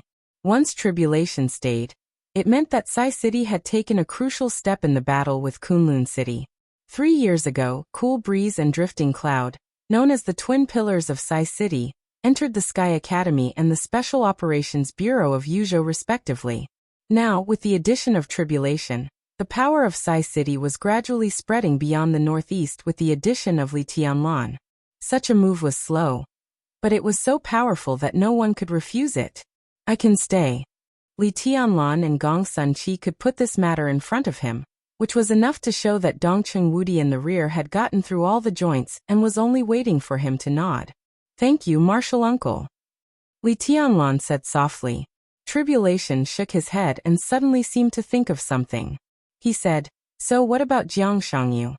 Li Tianlan and Gong Sunqi looked at each other and said nothing. Jiang Shangyu's transfer was the most wrong thing this time. As the newly appointed vice-marshal of the Snowdance Corps, his position could not be changed in the near future, which meant that he would be in Eastern Europe in the near future. But the matter in Eastern Europe was over. Why did Zhongzhou State transfer him from Eastern Europe? At this time, Kunlun City had completely fallen out with Jiang Shangyu. Kunlun City did not have the power to deal with Jiang Shangyu now. Even if it did, Jiang Shangyu was in Eastern Europe. However, Kunlun City was also out of their reach. As for targeting Jiangshan, what a joke. The title of Jiangshan Senior Counselor was not just for show. "This matter is a little interesting," Tribulation said. Yes, from the moment Chen Qingwan died in Eastern Europe, all the timing seemed to be just right. The Southeast Group and the Special Warfare Group pushed Jiang Shangyu, and Jiang Shangyu took advantage of the situation to make a breakthrough. He would stay away from Eastern Europe for the time being, so he fell out with Kunlun City. All this was too coincidental. Although there was no deliberate sign, all this seemed very strange. Li Tianlan said slowly, "If I'm not mistaken, the Jiang family should have turned to the Southeast Group, or at least to Wang Qinglei." Tribulation turned his head and glanced at Qin Shilai, who had been silent. Qin Shilai shrugged slightly and pointed up. Above the Qin clan was naturally the Lin clan. Tribulation smiled, turned to look at Li Tianlan and said, "It's okay." Even if Li Tianlan left Eastern Europe, The Snowdance Corps would not move in a short time. Tribulation held the military power, had the strong support of the Qin clan, and was in the invincible realm. It was not difficult for him to suppress Jiang Shangyu. Li Tianlan was relieved and said slowly, "In that case, we will release the news that the president will arrive in Reki City in a few days." Li Huaqing's visit to Eastern Europe had been discussed after the date of death, but the diplomatic department of Zhongzhou State had never officially issued a document. The reason was naturally very simple. After the date of death, the Snowdance Corps had a great advantage in Reki City, but the advantage was not a victory. Li Huaqing naturally wanted to make the situation more stable. After the trial day, although everything could not be said to be without suspense, there would basically not be too many problems. At this time, the Snowdance Corps naturally had to cooperate with the Ministry of Foreign Affairs to make Li Huaqing's visit more grand. Moreover, after the trial day, almost all the major forces were in a state of no leader. The Shadow Throne was disbanded, and King Tong was disabled. The president of the Heroes Club died in battle, and the murderous weapon was lost. Jiang Qiansong was expelled from the Jiang family of South America. Huan Kong, the lord of the fantasy world, died. Cass Rotter, the leader of the Men in Black, died. The entire Dark World was facing an unprecedented reshuffle. Now, only the Purgatory of Heaven Capital and the Vatican were left in Reki City. These two forces seemed to be looking for opportunities covetously. But as long as Li Huaqing came to Eastern Europe and signed an agreement with Wulan State, presumably these two forces would also feel that the general trend was over. No matter how unwilling they were, they could only withdraw from Eastern Europe. Otherwise, what awaited them was war. Li Tianlan was silent, thinking about the gains and losses after the battle. It was not easy to win this battle. The only thing Li Tianlan could be glad about was that none of the Invincible Realm experts standing beside him had died, but that was all. There were 4 Invincible Realm experts standing beside him. Qin Shilai, Raphael, Tribulation, and Situ Tsangyue. Now all 4 of the Invincible Realm experts were seriously injured. Tribulation was the one with the lightest injury. When he pestered Paul, it could be said that he had broken out his limit. So far he was still in a state of extreme exhaustion. As for those injuries, he could barely suppress them and slowly recover. Tribulation was also the only one who could recover his combat capability in a short time. Qin Shilai's situation was a little worse than Tribulation's. He could not fight for a year and a half. Situ Tsangyue's situation was a little worse than Qin Shilai's. He and Raphael were in the center of the self-explosion of the Devil Troop. The explosion of the Devil Troop was not only a devil's eye, but also the holy punishment of void absorbed by the devil eye. Such an explosion was equivalent to a head-on attack from a murderous weapon. Situ Tsangyue's injury was destined to take a long time to recover. As for Raphael, the commander of the Dark Knights, Li Tianlan's expression was a little complicated. The brother-in-law who threw the Dark Saint spear to him at the most critical moment of the battle, and finally protected him, was still in a coma. He was the strongest among them, but he was also the most seriously injured. When he woke up, not only would he need a long time to recuperate, but it would also depend on his luck whether he could recover his strength. If he was unlucky, even if Raphael was alive, without the combat capability of the Invincible Realm, it would be an extremely heavy loss for the Dark Knights. Li Tianlan shook his head, suddenly stood up, and said, "I'm going out for a walk." He got up and left the room. Opposite the robbery ward was a temporarily modified intensive care unit. At this moment, Raphael was lying inside, motionless. Li Tianlan stood by the window of the ward and looked at the motionless figure. After a long silence, he turned around and walked into another ward. "When I was a child, I don't remember." Dongqing Rushi's clear and melodious voice rang out in the ward. Li Tianlan walked in and looked at Situ Tsangyue sitting on the bed. He nodded and said, "Auntie." The complexity in Situ Tsangyue's eyes flashed away. Then she nodded and said with a smile, "How's the situation outside?" "It's fine." Li Tianlan was silent for a while. He subconsciously avoided Situ Tsangyue's gaze and whispered, "We won." "Yes, we won." Situ Tsangyue muttered to herself and said softly, "It's good that we won." Dongqing Rushi stood up happily and pulled Li Tianlan to sit down beside her. The charm in her eyes and eyebrows was natural. Li Tianlan smiled and touched her hair. Dongqing Rushi relaxed, and her eyes became clearer and brighter. Situd Songyue also fell silent. No one knew whether it was intentional or not. Whether it was tribulation, Situd Songyue, Li Tianlan, or even the entire Zhongzhou state, they all avoided a question. Zhongzhou state won the battle on trial day. Because of Li Tianlan's desperate comeback, because Li Tianlan had the sword energy of the peak of the invincible realm at that moment. But from beginning to end, no one asked Li Tianlan where the sword energy came from. Li Tianlan didn't say it either. He gently stroked Dongqing Rushi's hair, and looked at her face with complicated eyes. Situd Songyue was also looking at Li Tianlan, and her eyes were equally complicated. At the same time, at International Airport, a special plane from Zhongzhou State landed slowly. Reki City had been in constant turmoil in recent days. After trial day, major airlines finally made up their minds and temporarily suspended flights to Now the route situation was chaotic. To be on the safe side, the special plane of Jiang Shangyu, the new vice marshal of the Snowdance Corps of Zhongzhou State, would land at International Airport, and he would be accompanied to Reki City by Cheng Huaining, the commander of the Arctic Ocean Command.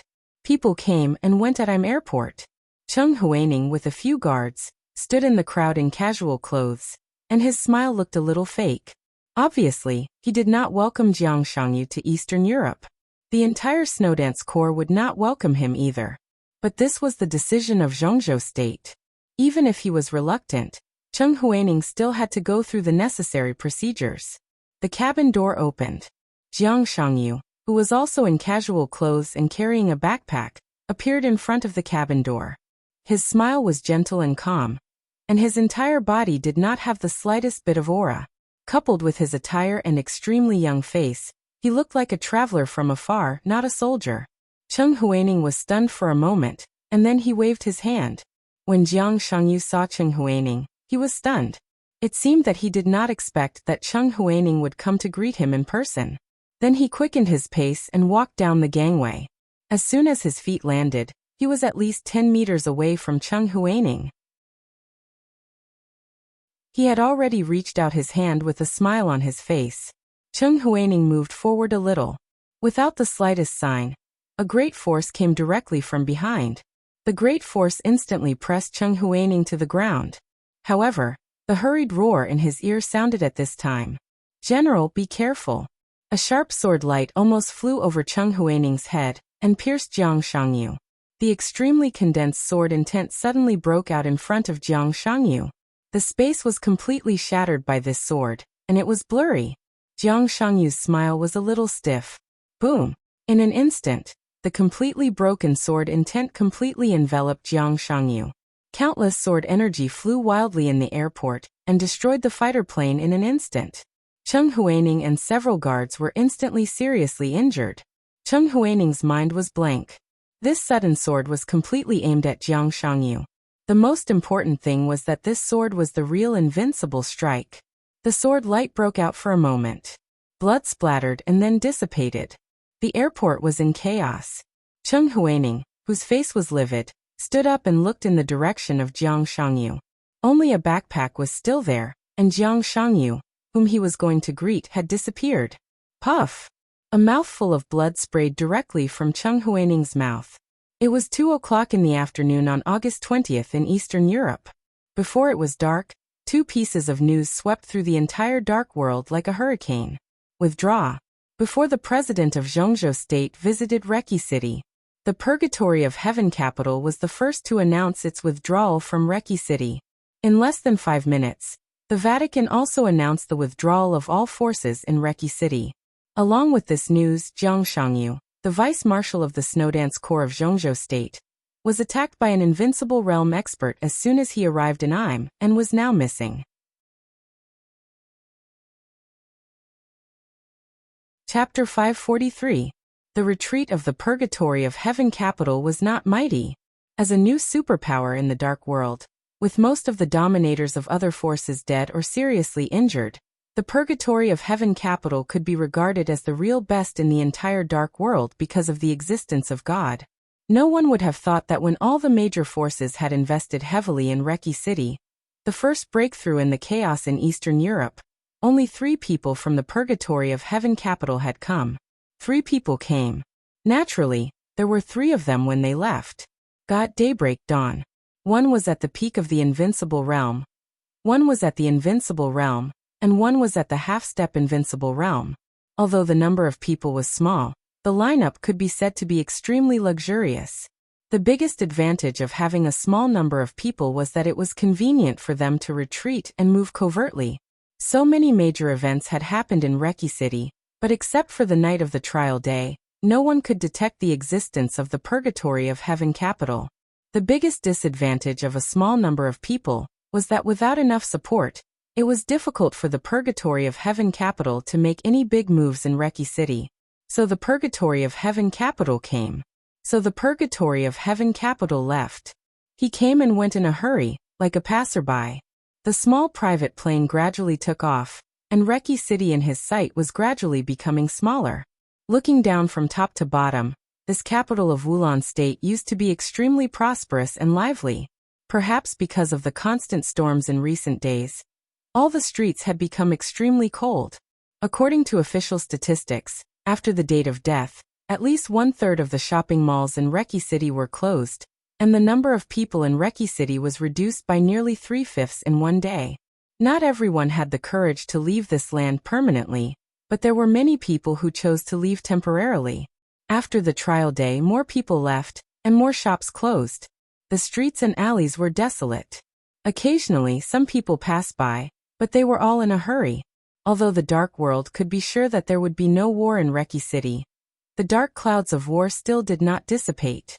Therefore, the tall buildings were still tall buildings, but at this moment, they looked extremely desolate. Daybreak sat by the window and looked at Reki City, which was getting smaller and smaller in silence. His handsome face, which could be described as beautiful or devilish, did not have any extra expression, but his eyes were incomparably deep. Such a Reki City reminded him of Yuzhou City during the Spring Festival in Zhongzhou State. It was just as prosperous. It was the same cold silence. Cold, vast, desolate, but incomparably beautiful. Reki City was really beautiful. In the eyes of every big shot in the dark world, Reki City could be regarded as a peerless beauty that could drive people crazy. Daybreak watched quietly. The plane was rising. Clouds appeared in front of him, clear and faint, misty and indistinct. He subconsciously shook his head, and for the first time, his eyes showed a little regret. What? Deity sat next to Daybreak and closed his eyes to rest. He seemed to feel the change in his mood and asked aloud, "It's nothing." Daybreak shook his head, hesitated, and couldn't help but ask, "Your Highness, are we really going to give up Reki City?" The geographical location of Wulan State was too important. If this country could fall into the hands of the Purgatory of Heaven capital, the future of the Purgatory of Heaven capital, which occupied East Island and Wulan State, was almost unimaginable. Maybe in 10 or 20 years, it could completely recover its vitality and be on par with the Wang family of Beihai.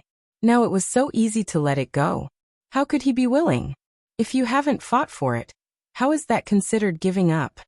Deity said calmly. Daybreak's expression became serious. Why don't we compete? Because it's not time yet. Deity said slowly. Daybreak raised his eyebrows and subconsciously rubbed a dark ring in his hand, as if he was thinking about something. The ring spun tightly against his finger, like a small shadow. There seemed to be countless tiny runes flashing in the shadow, which looked delicate and strange. Are you waiting for this? Daybreak raised the ring on his hand. Deity opened his eyes and glanced at it. There was some regret in his eyes. I can't wait. This dark ring was the murderous weapon Shadow the Ripper, which belonged to the Purgatory of Heaven capital. Shadow the Ripper was not in the hands of Deity, but had always been in the hands of Daybreak. This alone showed how stable his position in the Purgatory of Heaven capital was. It had been nearly 4 years since the final battle of Heaven capital. Shadow the Ripper had also recovered some firepower, but it would take at least a year to reach the state of fire. The chaos in Eastern Europe could not be delayed until then. But it doesn't matter much if there is one less murderous weapon. To put it bluntly, Reki City is just a breakthrough in the chaos. Li Tianlan took down Wulan State, and his credit is naturally greater than the sky. Now it seems that he has defended it. But the trial day just eliminates some forces that can't go to the end. The situation in the whole of Eastern Europe now seems clear. Who can say what the situation will be in the end? Deity said calmly. Let me give you an example. For example, if Li Tianlan dies today, who will Reki City belong to now? How is this possible? Daybreak shook his head subconsciously. I heard that President Li Huaqing of Zhongzhou State will visit Wulan State in the near future. If everything is settled, Li Tianlan should return to Zhongzhou State with President Li Huaqing. Then, there is no next. Deity said meaningfully. It's certain that Li Tianlan wants to go back, but do you really think he can leave? Daybreak's eyes narrowed. Deity turned to look out of the window and whispered. The final battle hasn't begun yet. Who can leave unscathed until the end? The sound of light footsteps rang out. Dawn, who looked 70% to 80% similar to Daybreak, walked over quickly and said in a deep voice, Your Highness, I just received news that Jiang Shangyu, Vice Marshal of the Snowdance Corps, was attacked as soon as he entered IM and is now missing. He handed over the handheld computer in his hand, which was playing the news of IM International Airport. Deity laughed. He glanced at Daybreak and said blandly, Look, I told you that he can't leave now. He looked down at the handheld computer quietly. On the computer screen, the picture of IM International Airport was playing. Deity watched it twice from beginning to end, then shook his head with a chuckle. He's a smart man. From now on, I'm afraid that he will really open up the sky. You mean Jiang Shangyu? Daybreak asked. Deity nodded and said in a calm and affirmative tone, This man is extraordinary. Daybreak looked at the picture seriously. After a long time he said slowly, Self-directed and self-acted? Who knows? Deity shook his head. This is not the problem we should care about now. It's the Snowdance Corps that should have a headache. Daybreak took the handheld computer and looked at it again. He asked casually, Where are we going now? Now. Deity narrowed his eyes. At this moment, he thought of a lot of things. The Purgatory of Heaven capital was a superpower that had early warning of the chaos in Eastern Europe. As early as more than 3 years ago, before the final battle of East Island began, he had been prepared for today's situation. The Samsara Palace did not let him down, and developed the situation to the present point. Now the Purgatory of Heaven capital and the Samsara Palace still had cooperation. And he also had cooperation with the mysterious His Majesty. Who did the Samsara Palace and the mysterious His Majesty cooperate with? What about the Wang family of Beihai? With the withdrawal of the superpowers, the general trend of the entire dark world had now completely gathered on these few superpowers. Everything was coming to an end. A video communication flashed on the screen of the handheld computer. Daybreak returned the computer to Deity, coughed dryly, and said with a smile, It's Phoenix. Deity shook his head and did not take it. Your Highness, where are we going? Dawn asked the same question as Daybreak. Deity was silent. After a long time he slowly said, Go to Mormons. Everything would erupt in the northernmost city of the Snow Empire, that was enveloped by the polar night. It was nearing the end, and there had to be an end.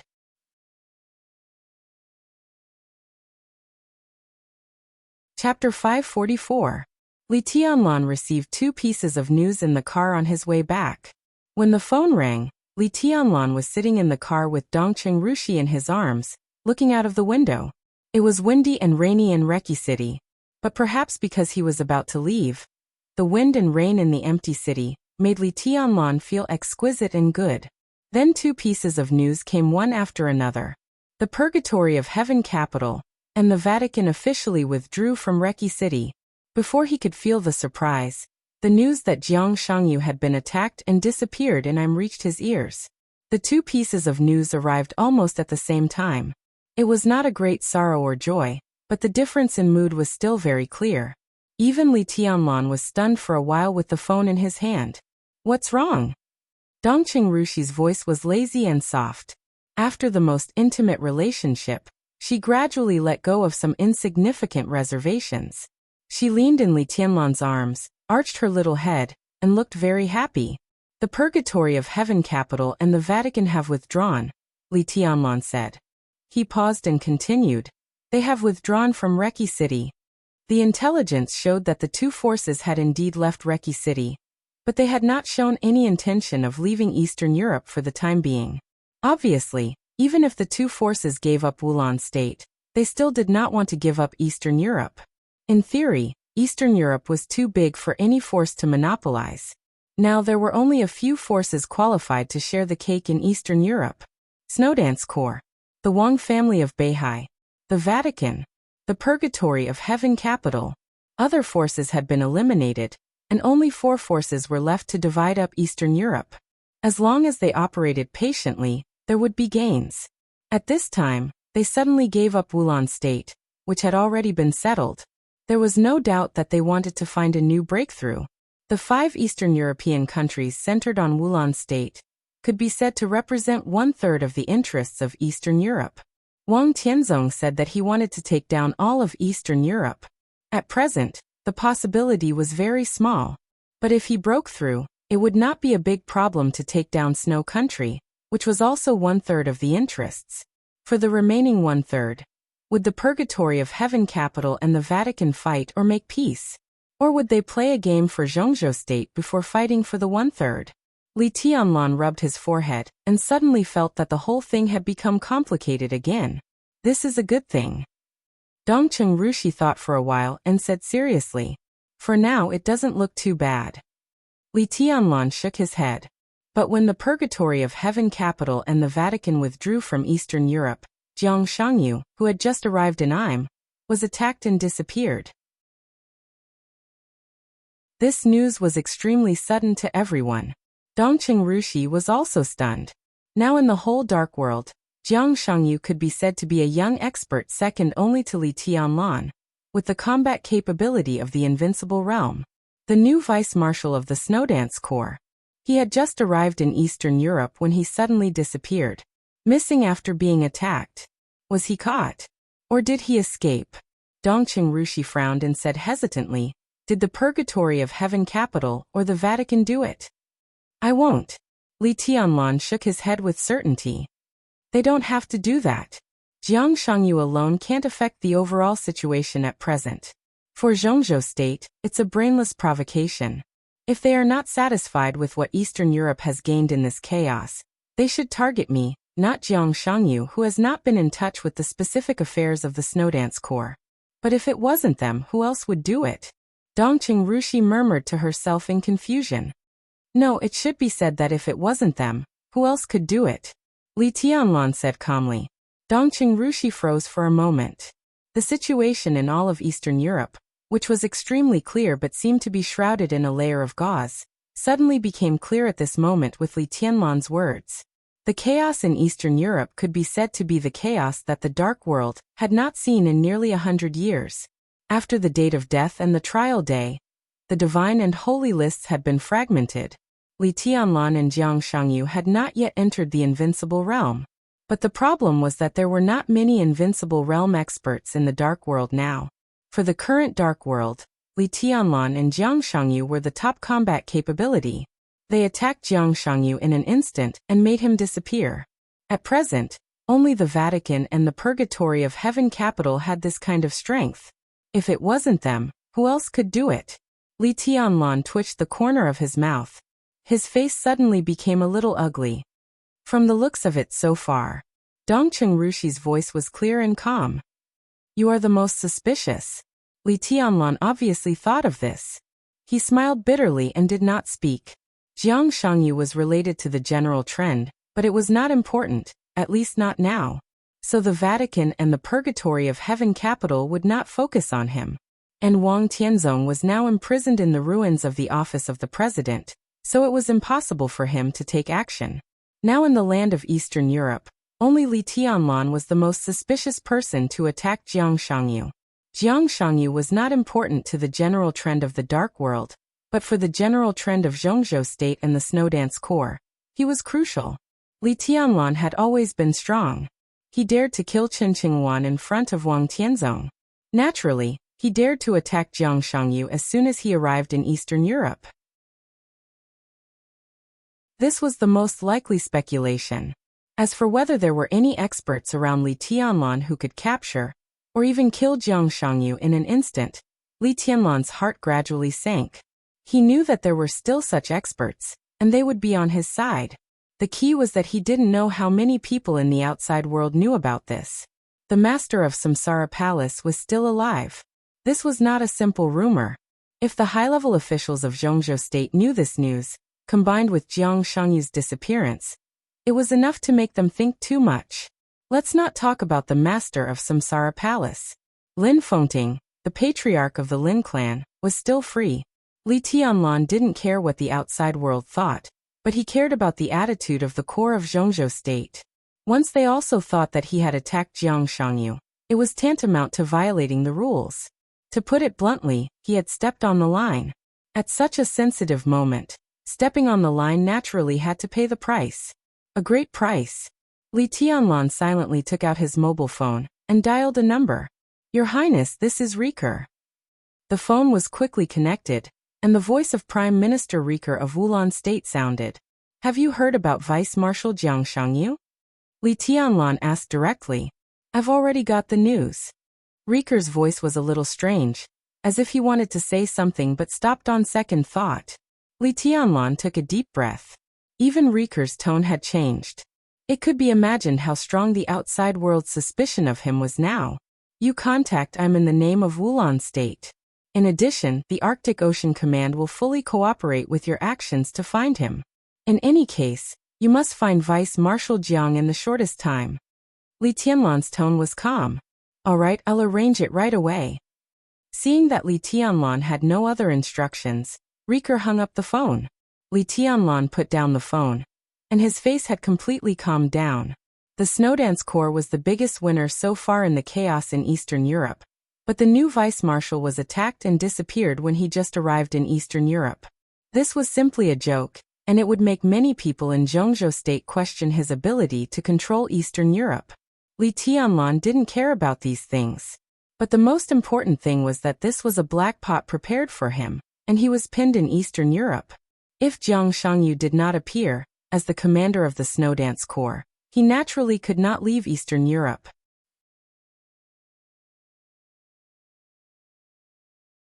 Chapter 545. The army headquarters building of Zhongzhou State was solemn and majestic, quiet and solemn. There were no so-called flowers and leaves here. The square, the building, and the star flag were almost eternal symbols. At first glance, the entire army headquarters building was clearly visible. It stood in the city of Yuzhou, with an extremely calm and domineering air. Most of the time, the army headquarters building was quiet. In this building, which was filled with the smell of iron and blood, everyone walked in a hurry. No one would make a loud noise. It seemed that everyone was in awe of something from the bottom of their hearts. But at this moment, there was a loud and angry roar in the executive minister's office on the top floor of the army headquarters building. The loud but weak voice came out of the office and spread throughout the entire floor, making the ears of some ordinary secretaries buzz. What does Li Tianlan want to do?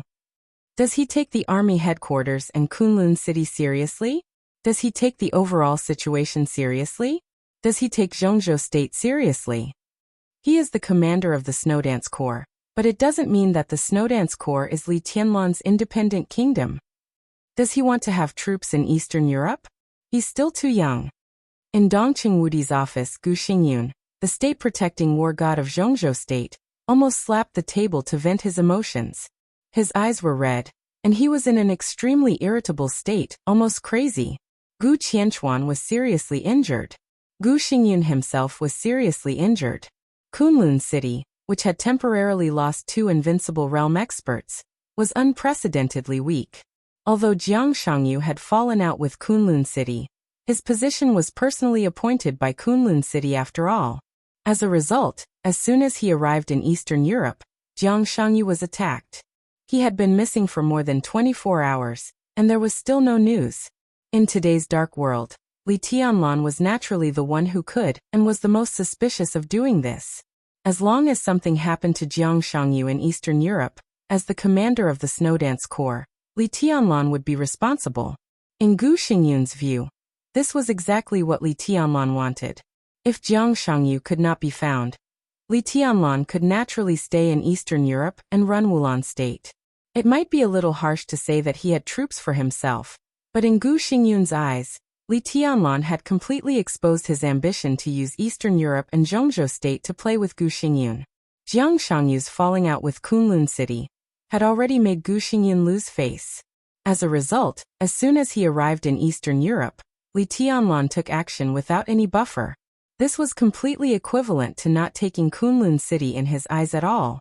It was even equivalent to a hard kick in Gu Xingyun's face. How could Gu Xingyun endure it? Most importantly, the word, missing, was enough to stimulate his nerves. 2 days ago, Gu Qianchuan, the first elder of Kunlun City, went to Beijiang to pick up Gu Fengbua. As a result, he was severely injured by Qin Weibai with a mysterious power and fled. Until today, Gu Qianchuan had not come back and there was no news. Not only Jiang Shangyu, but Gu Qianchuan was also missing. What was worse was that Jiang Shan, the counselor of Beijiang province, reported the news to Kunlun City unhurriedly nearly 20 hours after the incident. Jiang family Li Tianlan this year's graduate, Qin Weibai. More and more people did not take Kunlun City seriously. After the maneuver of the 2 academies, Gu Xingyun was surprised to find that the status of Kunlun City had begun to decline at a stunning speed. All the negative emotions in his heart broke out completely after the news of Jiang Shangyu's disappearance came, so that he directly rushed into Dongqing Wudi's office and roared regardless of anything. Gu Xingyun's voice was like thunder. After his hysterical outburst, he put his hands on the table, and his heavy breathing was extremely harsh. When his mood gradually calmed down, Dongqing Wudi smiled and poured a cup of tea for Gu Xingyun. He said calmly, "Your Highness, at present, no one can confirm that the disappearance of Vice Marshal Jiang Shangyu is related to Tianlan. You don't have to be excited. Do you think this matter should be investigated?" Gu Xingyun was stunned. Looking at the smile on Dongqing Wudi's face, he suddenly realized that there was something wrong with his mentality. In his life, he wanted to strengthen Kunlun City and the special warfare system of Zhongzhou State, instead of taking the elite route like the Li family before. He did a good job, but it was obviously impossible to develop a comprehensive system to compete with the army headquarters in just 20 years. Therefore, on many sensitive personnel matters, Kunlun City must reach an agreement with the army headquarters. When the former minister Qi Beizong took office again, Gu Xingyun and Qi Beizong had the same position. They cooperated happily, and the Special Warfare Group also flourished. But now the minister of the army headquarters was Dongqing Wudi. If they wanted to reach an agreement, they needed compromise and balance. Moreover, he knew what would happen if he mentioned Li Tianlan's problem in front of Dongqing Wudi. Gu Xingyun's face was cloudy, and he began to be lost in thought for a while. Recently, he was really physically and mentally exhausted. The great pressure and a series of bad news almost made him lose control of his emotions. Compared with Dongqing Wudi, who was also under the same pressure but still calm, Gu Xingyun finally realized that he was still impetuous. He slowly sat opposite Dongqing Wudi, picked up the teacup, and took a sip without saying a word. Dongqing Wudi looked at Gu Xingyun quietly. Among the top figures with high status and power in Zhongzhou State, he and Gu Xingyun were now the 2 most dangerous and under the most pressure. Kunlun City now seemed to have no loss of strength, but for the time being, it had no peak combat capability, which made it passive everywhere. Once its reputation declined, its actual interests would inevitably shrink. After the end of the maneuver of the 2 academies, it could be seen from the final choices of those elite students. In this final maneuver of the 2 academies, Kunlun City lost a considerable part of its future. Dongqing Wudi was also having a hard time now. The trial day broke out in Eastern Europe, and the night in Yuzhou was also turbulent. The influence of the private transfer of troops was breaking out at an appalling speed and getting worse. One of his trusted deputy commanders in the garrison corps had been put in prison. The Air Force headquarters was in turmoil. In the Navy, The resignation of a deputy commander at the level of colonel of the fleet was the fuse. Now the fire was getting bigger and bigger. In various theaters of operations, in recent days, several generals had expressed on different occasions that they clearly drew a line with Dongqing Wudi. And these generals used to be considered Dongqing Wudi's direct subordinates. Within the Border Control Corps, the game between Dijiang and several commanders was also intensifying. Even within the giant group, there were voices against Dongqing Wudi, compared with Gu Xingyun, who was in decline but still irreplaceable for the time being. How long Dongqing Wudi could hold the position of the standing minister of the army headquarters had become the concern of the whole Zhongzhou state. Dongqing Wudi didn't worry much. Although he was under a lot of pressure, he was much calmer than Gu Xingyun. This time, he knew very well that whether he would fall or not, this was the beginning of the decline of Kunlun City, because of the rise of Li Tianlan. As for the Dongqing clan and himself, even if he was really forced to resign this time, the future of the Dongqing clan would still be infinitely bright. This was also because of the rise of Li Tianlan. No matter what would happen in the future, he would regard it as the last part of his political career. On this road, Dongqing Wudi relaxed and was fearless of everything. Only this relaxed and presumptuous mentality could make him the real god of massacre of Zhongzhou state. If God stood in his way, he would kill God. If Buddha stood in his way, he would kill Buddha. The delicate silence was finally broken. Gu Xingyun put down the teacup and said in a low voice, "Anyway, Li Tianlan is responsible. Jiang Shangyu just arrived in Eastern Europe, and Li Tianlan didn't play any role. I don't see his responsibility." Dongqing Wudi was still smiling and he said calmly, "I can only see Tianlan's contribution to Zhongzhou state. Your Highness, you know what this means." It's no exaggeration to say that in the whole of Eastern Europe, as long as we take down the 5 countries in Eastern Europe, Zhongzhou state can even give up Snow Country. Although the 5 countries in Eastern Europe are not big, they are important cornerstones for Zhongzhou state to completely establish its position as the world's hegemon. It's no exaggeration to describe Tianlan's contribution. As for Jiang Shangyu, he was attacked in Im, and he didn't even arrive at the station of the Snowdance Corps. In order to protect him, Commander Cheng Huaining of the Arctic Ocean Command was also seriously injured. Without prior preparation, Jiang Shangyu's disappearance was completely an accident. Dongqing Wudi said calmly, "And even if he disappeared inside the Snowdance Corps, what does it mean? Tianlan led the army north to expand the territory on behalf of Zhongzhou state, not to be a nanny. If Jiang Shangyu was really so important, why did he send him to Eastern Europe in the first place?" Gu Xingyun's face changed slightly. This was tantamount to directly transferring the contradiction to Kunlun City. Gu Xingyun avoided Dongqing Wudi's gaze and said, "Minister, do you mean that, as the Marshal of the Snowdance Corps, Li Tianlan has no responsibility for Jiang Shangyu's disappearance? He has the credit. Merit is merit, and fault is fault. If the two can be confused, then many things will be difficult to deal with. Well, he has the credit. No one denies what he did in Eastern Europe, but Li Tianlan's temper is too strong and overbearing. Even if we don't talk about Jiang Shangyu, it's against the rules for him to kill Chen Qingwan. Even if Chen Qingwan violated the military order, it didn't affect the overall situation. Why kill him? If what he did in Eastern Europe is not dealt with, I think many comrades will have something to say." "Yes, he has the credit." Gu Xingyun opened his mouth and looked at Dongqing Wudi. For a moment he didn't know what to say. He didn't care about Jiang Shangyu this time. Since Jiang Shangyu had completely fallen out with him, in his opinion, it was better for him to die. All the venting today was about Jiang Shangyu, but all the targets were Li Tianlan. He thought that Li Tianlan wanted to stay in Eastern Europe to run Wulan state at all costs. Such wild ambition had touched the bottom line of Kunlun City. Gu Xingyun was even a little afraid. He had not recovered from his injury. After a long time, 3 years, 5 years, if Li Tianlan, who developed unscrupulously in Eastern Europe, returned to Zhongzhou state again, who could control him? Gu Xingyun gritted his teeth and suddenly said, "Minister, there are some things that can't be ignored. I still suggest that Li Tianlan be transferred back to Zhongzhou state immediately. It's better to let others deal with the affairs in Eastern Europe." What he said was straightforward and clear. Dongqing Wudi narrowed his eyes and said with the same smile, "What's the reason?" "Like father, like son. Everyone knows what his father is like.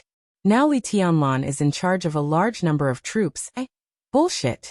Dongqing Wudi, who had been smiling, suddenly put on a cold face and directly swore. He looked at the stunned Gu Xingyun and said expressionlessly, "Like father, like son? Are you even qualified to comment on his father?" Gu Xingyun was stunned for a moment, and suddenly became angry out of shame. "What do you mean? Don't tell me I can't evaluate one. You just can't evaluate it." Dongqing Wudi said with cold eyes, "Like father, like son? Very good. If that's the case, it's best to let Tianlan take charge of the army." Gu Xingyun stood up and pointed at Dongqing Wudi, his fingertips trembling slightly. "You are simply unreasonable." Dongqing Wudi waved his hand and said in a cold voice, "See the guest out."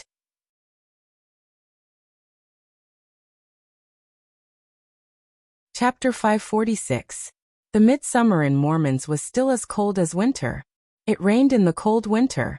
The endless rain seemed to drift from Reki City to the northernmost part of Snow Country. It was not hurried, but the rain mixed with some broken ice hit people's faces and made them feel painful. Mormons in the rain was an extremely sharp city.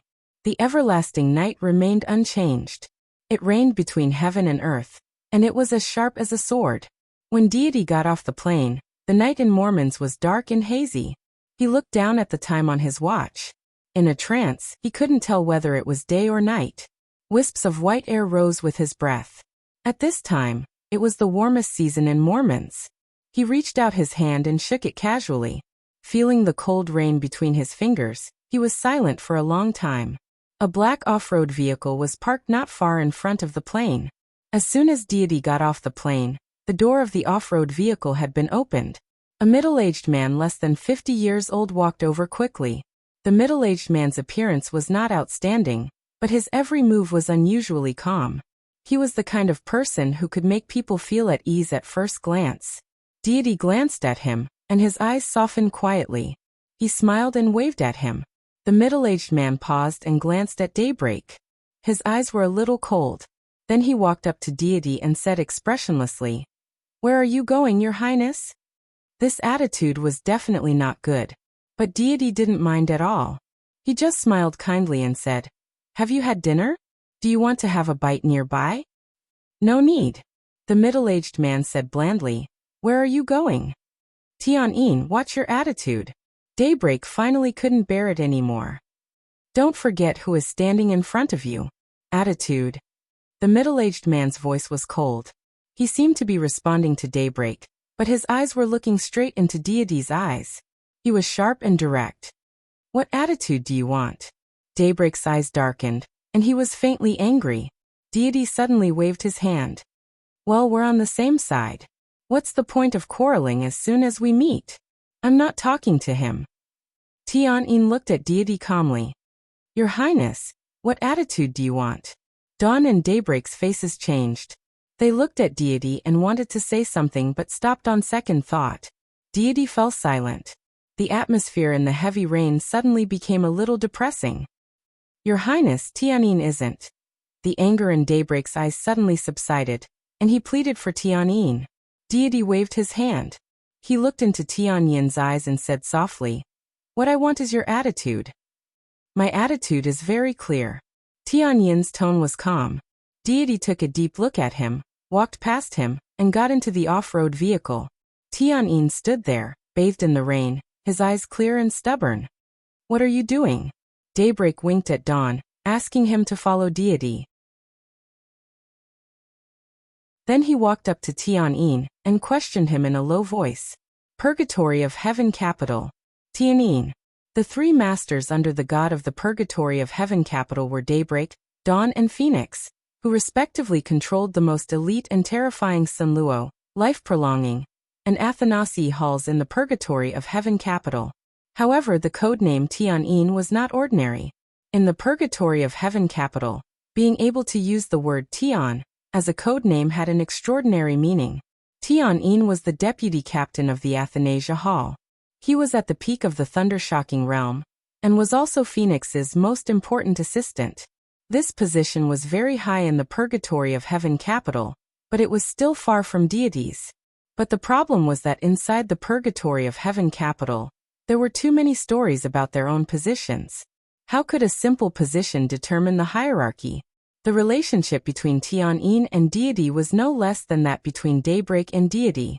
But even so, he still thought that Tianyin's performance was a bit excessive this time. Secretly competing with His Highness and confronting deity were two completely different concepts. Nothing. Tianyin said expressionlessly. Nothing. Why are you crazy? Daybreak sneered.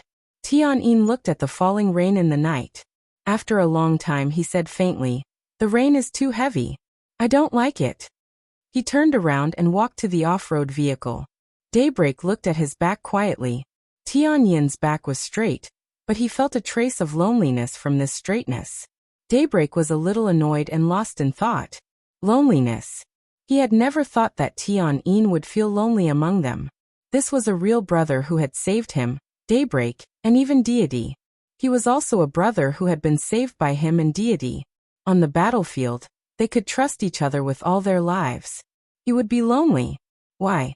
Daybreak shook his head hard and walked to the off-road vehicle.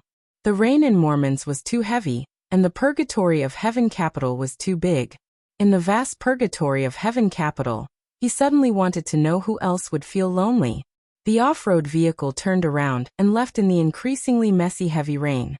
Tianyin was silent as he drove. Did we get anything in Mormons? Deity broke the silence and suddenly asked. No. Tianyin shook his head. He was a little serious, but his tone was still a little bland.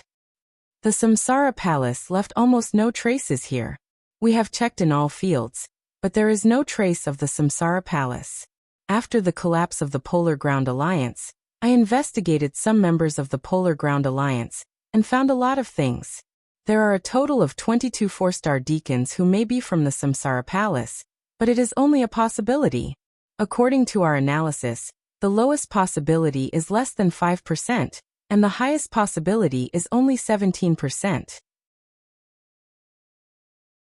Again, we haven't found any evidence at present. Deity did not speak, but the corners of Daybreak's and Daybreak's eyes twitched, and they looked at each other. Before the collapse of the Polar Ground Alliance, it was the largest and only superpower in Eastern Europe. In this behemoth spanning many countries in Eastern Europe, deacons were the real main force. The highest level of deacons was 5-star, and above them were the members of the alliance. It was no exaggeration to say that any 4-star deacon was a respected middle-level or high-level figure in the Polar Ground Alliance.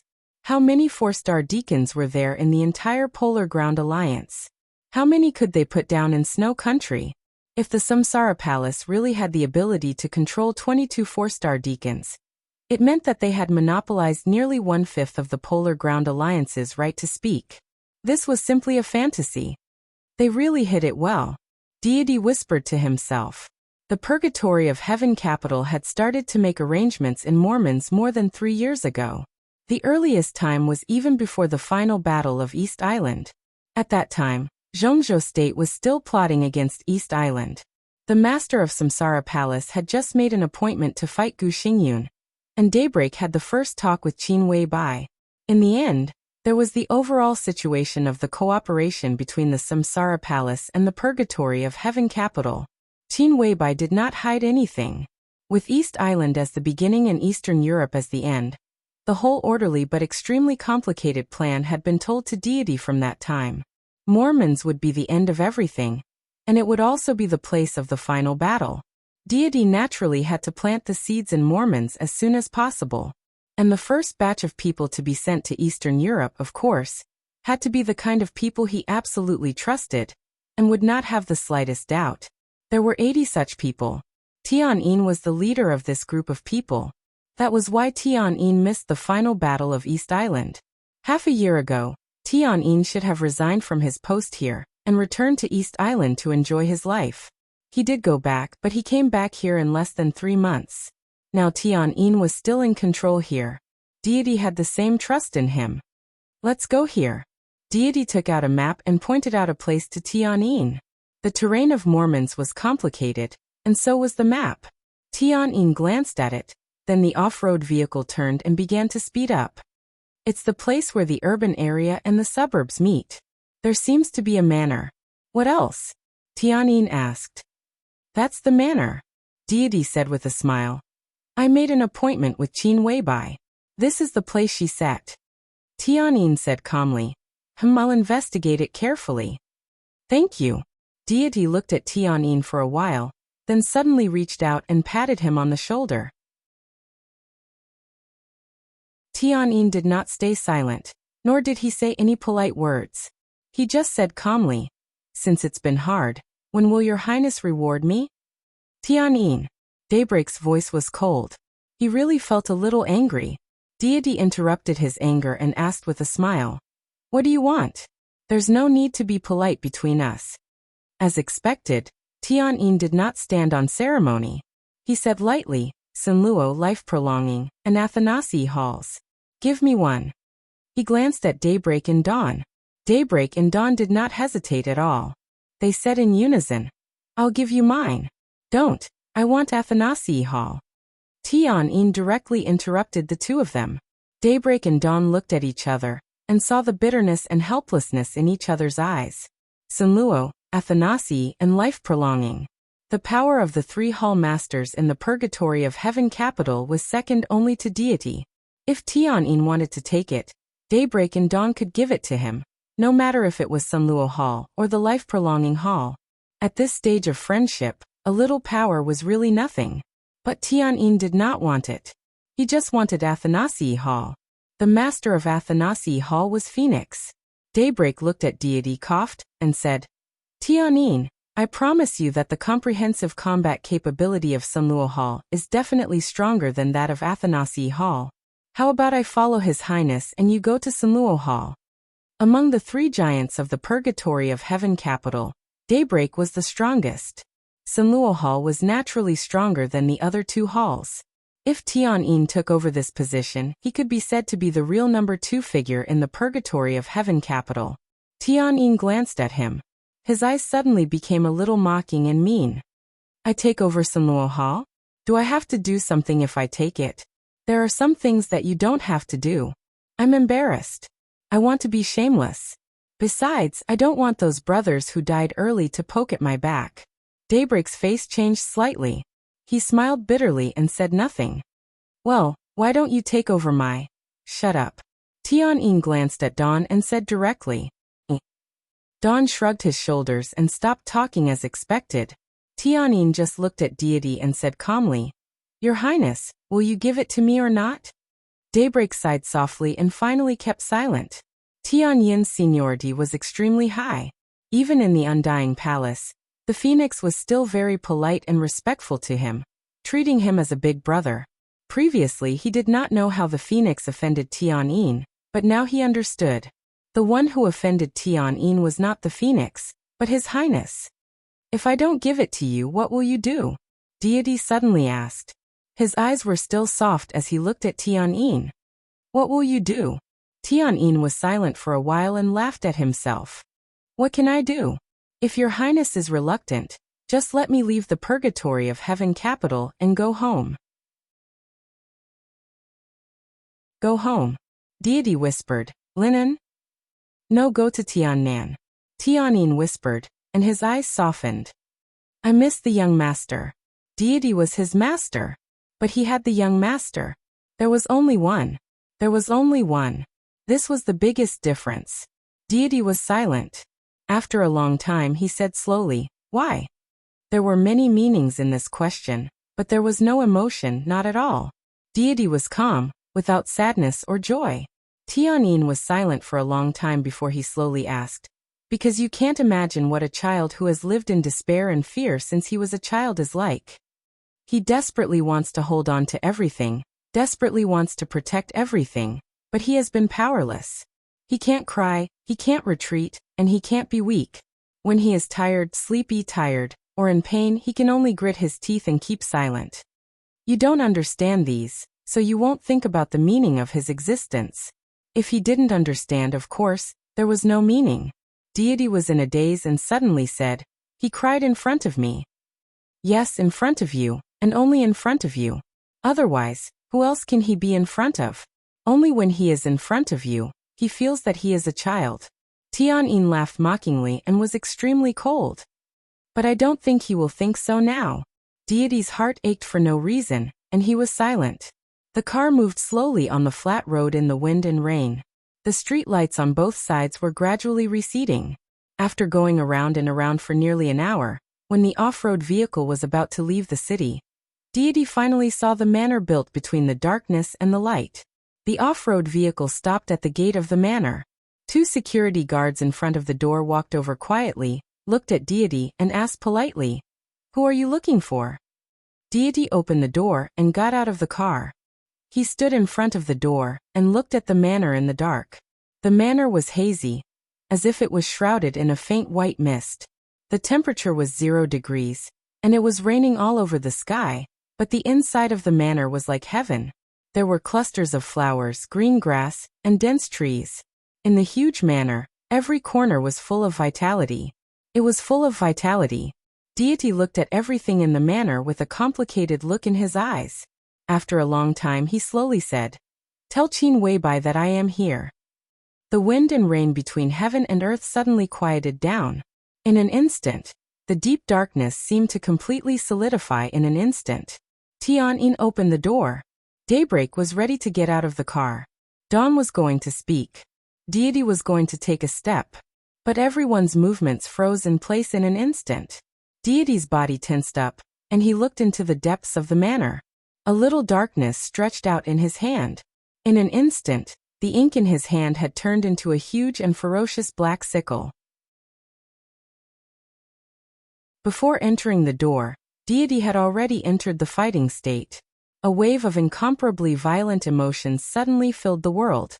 Anger, coldness, disgust, rejection, cruelty, excitement. Countless emotions finally turned into the coldest killing intent, which directly spread throughout the entire manor. A little light appeared in front of Deity. It was colorful. The white clothes in his sight were flickering slightly. Every time she took a step, there was a colorful flowing light under her feet, which was dreamy and illusory. Qin Weibai's figure was erratic, and she finally appeared beside Deity. The killing intent between heaven and earth had completely condensed in one place, as if thunder would break out at any time. Qin Weibai's body was filled with colorful light, and she looked ethereal. Deity did not look at her, but stared at the nothingness behind her. After a long time he slowly said, "Is this the sword Phoenix mentioned?" Qin Weibai nodded and said apologetically, "It has a bad temper, and I can't control it." Deity smiled with a complicated meaning. Qin Weibai said calmly, "Your Highness, since you are here, why don't you go in and sit down and talk slowly?"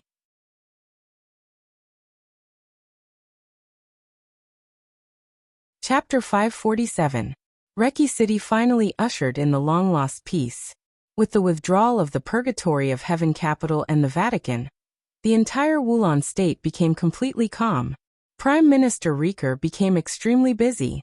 He dealt with the media, gave a speech to the people of Wulan state, strengthened their confidence, and looked forward to real peace.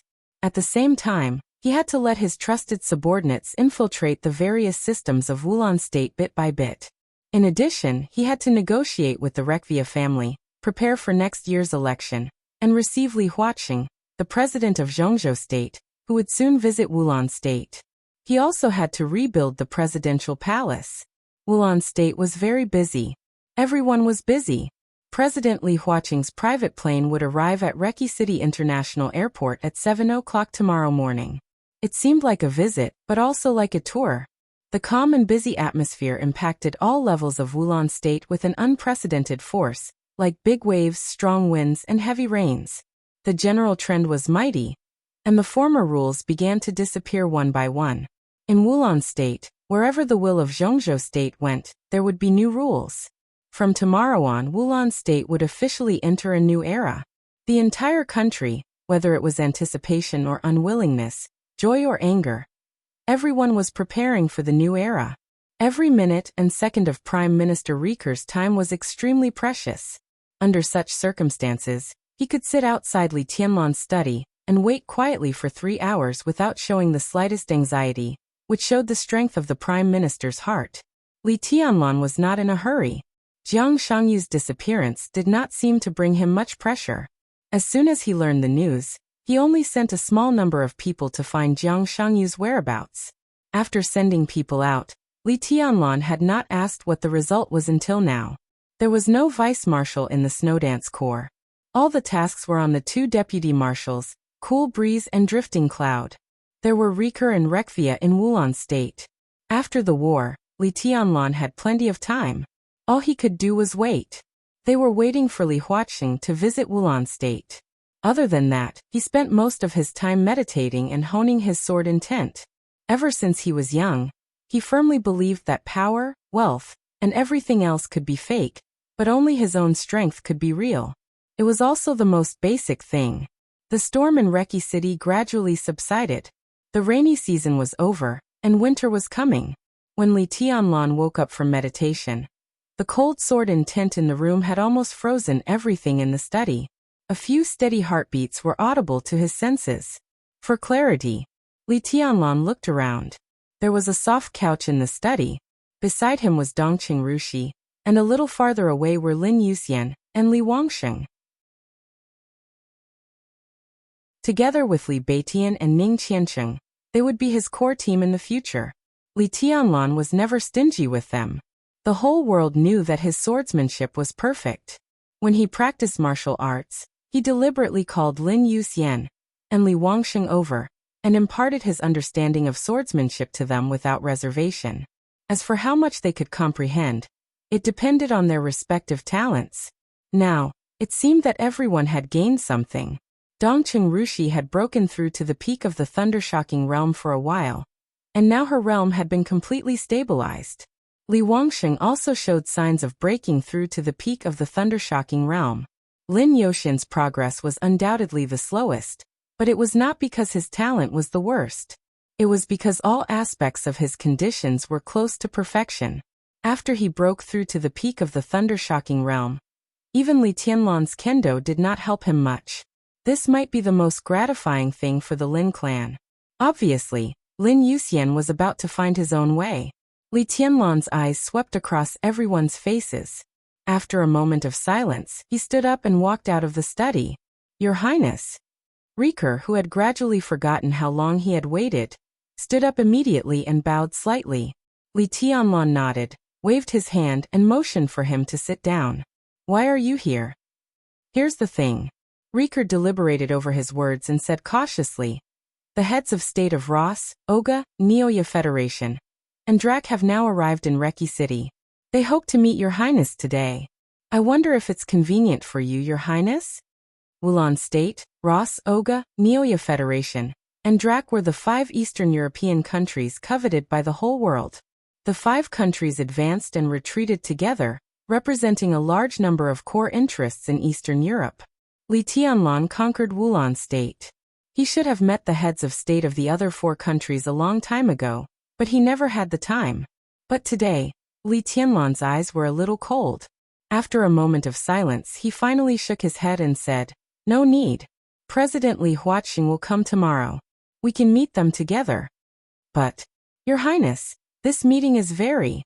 Riker wanted to say something but stopped on second thought. "I know." Li Tianlan interrupted him but didn't say much. Even if Riker was one of his own, there was no need to let him know too much about some things. Jiang Shangyu's disappearance had a great impact on him. Li Tianlan had received a phone call from Dongqing Wudi. In addition to a large delegation, there was also a supervisory group following Li Huaqing to Wulan State tomorrow. And it was the supervisory group directly affiliated with Kunlun City. There were only 5 people in the supervisory group, but all of them were thundershocking realm experts, which was rare. They came to Eastern Europe specifically to investigate the disappearance of Jiang Shangyu. And they pointed the spearhead at Li Tianlan. This was the collective decision of the Zhongzhou State Parliament. Even Dongqing Wudi did his best to stop it. It could be seen how much the members of Zhongzhou State were afraid of him now. What was ridiculous was that everyone thought that Li Tianlan was in Eastern Europe, because he wanted to run Eastern Europe with his own army. In fact, Li Tianlan really wanted to leave here and develop in Tiannan. But in any case at this time, Li Tianlan could only stay still and not move. Li Huaqing would arrive in Reki City tomorrow. The day before, Li Tianlan had received the heads of state of the 5 countries. When the news reached Eastern Europe, it could only make Zhongzhou state more afraid and suspicious of him. I can't, Li Tianlan said slowly. His tone was calm and he spoke very slowly, but there was still a sense of depression accumulating in his heart. What kind of person was Riker? As a real old fox in politics, he almost smelled something wrong at the first time. Zhongzhou state? He asked cautiously. Li Tianlan glanced at him and did not speak. Riker suddenly understood what was going on. He smiled bitterly and whispered, "In this case, I'm afraid that President Li Huaqing can't control the situation." Li Tianlan could not meet the heads of state of the 4 countries today. Although it was only one day, in fact it was a world apart. Although a considerable part of the delegation led by Li Huaqing was the power of the giant group, he had to leave some soup for other groups. These people were a mix of good and bad. Who knew what would happen after tomorrow? Not to mention these people, even President Li Huaqing might have other plans in his heart. After all, allies and their own people were 2 completely different concepts. After all, this is Eastern Europe, right? Li Tianlan glanced at Riker, intentionally or unintentionally, and said calmly and indifferently, "Yes." Riker was shocked and thought about the meaning of Li Tianlan's words. But he said without hesitation, "Please rest assured, Your Highness." Li Tianlan nodded and suddenly asked, "How is the Sword Emperor these days?"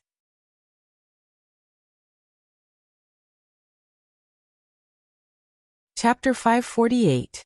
This question was too easy to answer.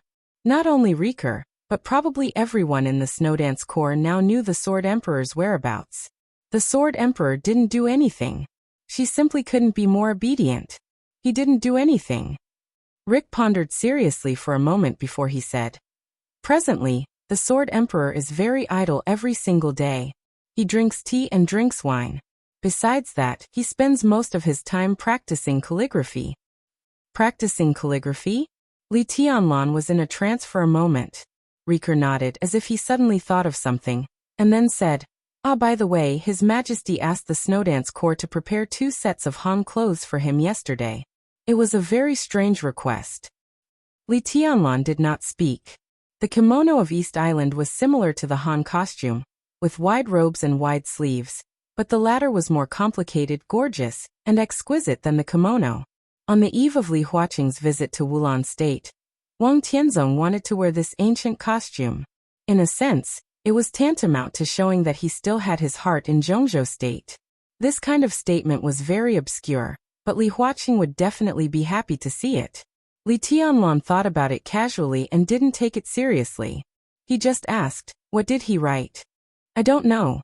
Rick shook his head helplessly. Now the whole world knew that Wang Tianzong was imprisoned in the office of the president of Wulan State by Li Tianlan, but only Wulan State did not dare to think so. Inside and outside Wulan State, everyone in the Snowdance Corps was polite and respectful to Wang Tianzong. He did not want to publicize what Wang Tianzong had written. Did anyone really dare to read it? Li Tianlan leaned on the sofa, lit a cigarette, and muttered to himself, "Practice calligraphy, Hanfu." Suddenly he asked, "Are you sure he only got a few sets of ancient clothes?" "I'm sure," Rick said without hesitation. Wang Tianzong's purchase of ancient costumes through the Snowdance Corps was sent to his desk as soon as possible. In the past 20 years, Wulan State and Zhongzhou State had always been at odds. Naturally, there was no market for the so-called ancient costumes of Zhongzhou State. Riker still asked someone to buy them for mime, and carefully checked them several times before handing them to Wang Tianzong. He personally took over all of this, and watched them being sent to Wang Tianzong. There could be no other things in between. Li Tianlan took a drag on his cigarette, and fell into deep thought. He completely let go of the matter of the ancient costume.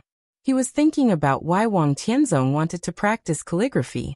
His thoughts kept drifting away. He thought of the Li family, the Lin clan, the Wang family of Beihai, and even more than 20 years ago. When he was at the border of Zhongzhou State, Li Honghe made him practice calligraphy every day since he was a child, and even before he left. A worn-out writing brush landed on the yellowish-white rice paper. Every stroke was a sword light. But this was not the path of the Li family. The Li family's 24 moves of sword only wanted the sword energy to be sharp and break the sky. This was also not the path of the Wang family of Beihai. The martial arts of the Wang family of Beihai broke out in an instant and became invincible in the world. But now Wang Tianzong was practicing calligraphy. Every move of the Sword Emperor of Zhongzhou State was not meaningless. The Lin clan began to become clear in his mind. He thought of Lin Yoxian's attack in front of him. The martial arts of the Lin clan and the Li family were of the same origin, but they were different from each other. They had the same map of God of War, and the same 24 moves of sword. The Li family focused on the sword, while the Lin clan focused on the intent. It was not until Li Tianlan traveled thousands of miles in the past 3 years that he understood the meaning of Li Honghe's asking him to practice calligraphy. His sword intent became perfect in the 3-year journey, and the starting point of all this was that worn-out writing brush. Practicing calligraphy was practicing swordsmanship. Wang Tianzong was accumulating his sword intent.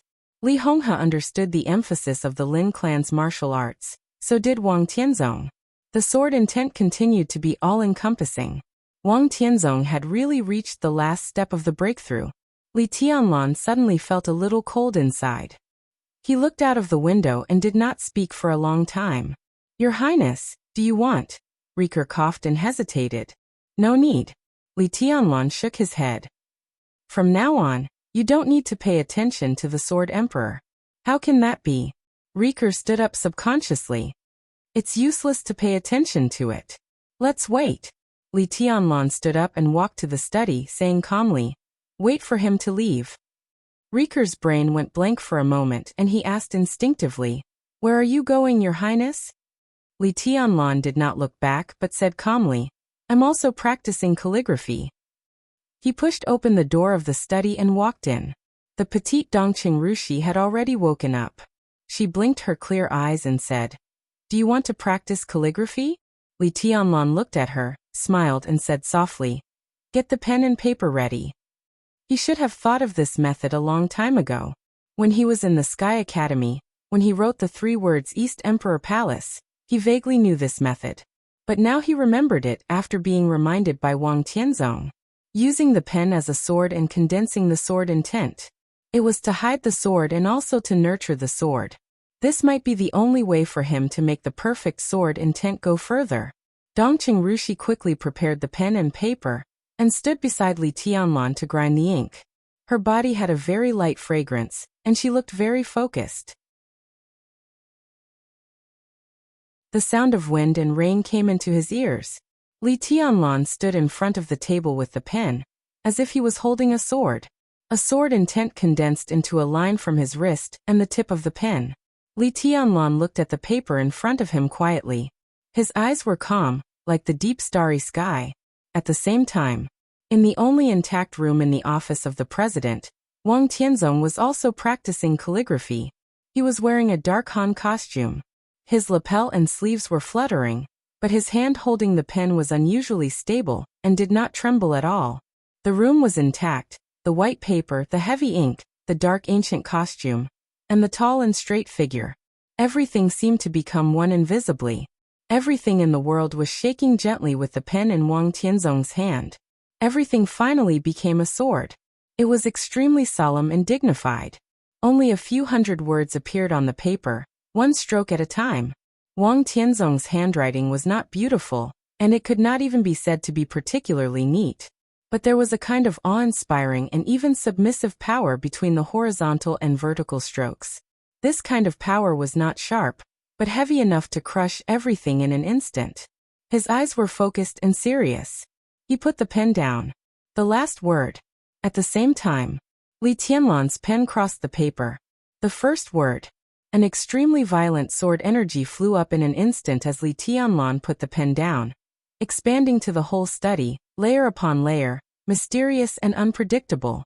In the study, it instantly became cold. Dongqing Rushi, who was standing next to Li Tianlan, moved a little uneasily. Everything in her sight did not change, but vaguely, it seemed that the whole space began to gradually condense. The sword energy became more and more fierce with the stroke of the pen tip. Lin Fengting, who was meditating, opened his eyes directly. He glanced around blankly and finally saw Li Tianlan behind the desk. This scene was too familiar to him. His pupils suddenly shrank. Li Wangsheng also woke up. Everyone's eyes fell on the rice paper in front of Li Tianlan. That was his first word. It was simple. There was only one horizontal stroke, which was one. No one knew that in the office of the president, Wang Tianzong's last word was also simple. There was only one horizontal stroke, which was also one. It ended with one word. It began with one word. One word was like a sword.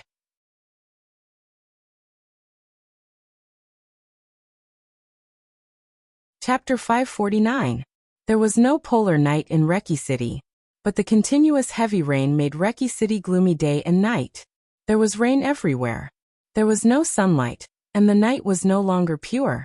Because of the heavy rain, the special flight from Zhengzhou State to Reki City was delayed for several hours.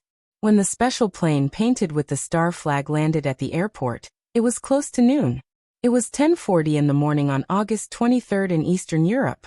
President Li Huaqing of Zhengzhou State officially arrived in Wulan State. Zhengzhou State's footsteps were moving. From today on, the whole of Eastern Europe would officially enter a new era with the footsteps of Zhengzhou State. The welcome ceremony could not be any more grand. Headed by Prime Minister Riker, all the high-level officials of Wulan State were present. Both sides of the airport were filled with welcoming crowds with flowers in their hands. The aisle was full of salutes. In order to welcome President Li Huaqing, Prime Minister Riker had specially changed his own car the day before. It was a red flag car for high-level officials of Zhengzhou State. The black and quaint body was parked quietly in the airport, which was very eye-catching. Almost all the media in Eastern Europe praised President Li Huaqing's visit. They called this visit the first handshake between Zhengzhou State and Eastern Europe, and said that the arrival of President Li Huaqing was of epoch-making significance to Wulan State and the whole of Eastern Europe. With the help of Zhengzhou State, the whole of Eastern Europe was bound to be more brilliant tomorrow. Zhengzhou State was bound to be the most trustworthy friend of the Eastern European people, and Eastern Europe would become the most loyal partner of Zhengzhou State. All of them sang praises of merit and virtue. After the collapse of the Violet family and the Morton family, the advantages of the Qin clan and the Rekvia family in the media were fully manifested. The two families almost effortlessly controlled the direction of public opinion in Eastern Europe. In the endless praise of the media, President Li Huaqing came to Eastern Europe this time as a savior.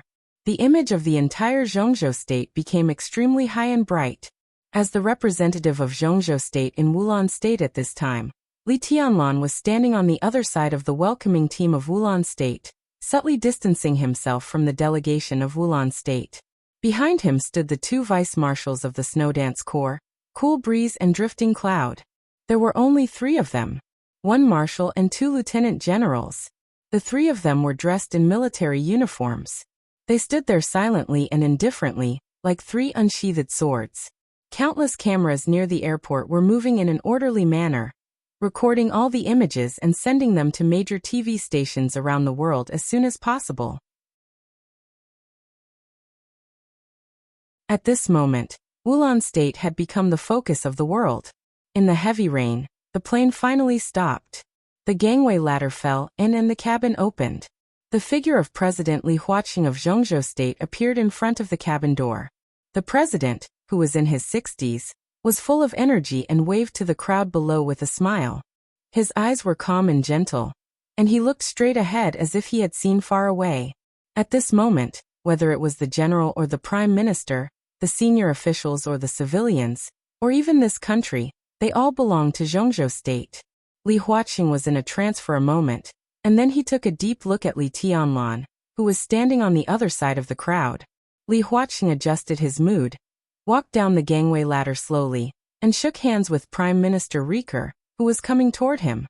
There were not many high-level officials of Wulan State. Riker followed him and introduced everyone's duties in detail.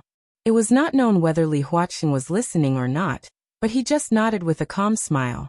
After shaking hands with the last high-level official of Wulan State, Li Huaqing walked up to Li Tianlan. Li Tianlan, who was dressed in military uniform, stood taller. His expression was calm, and he raised his hand to salute. "You're very good. The Snowdance Corps is very good." Li Huaqing stood in front of Li Tianlan, and his voice was soft and clear. "Thank you, Marshal Li." He reached out his hand and tidied Li Tianlan's military uniform and rank. Then he raised his arm and saluted back solemnly. In an instant, the flashing lights of countless cameras connected into one. The next second, the whole world was in an uproar. Because countless cameras directly captured the epaulets on Li Tianlan's shoulders. The dark world was okay. But ordinary people all over the world could not believe their eyes. For ordinary people, they might not understand what the sharp sword on Li Tianlan's epaulet meant. But few people did not know what the 4 golden stars surrounded by the golden olive branch meant.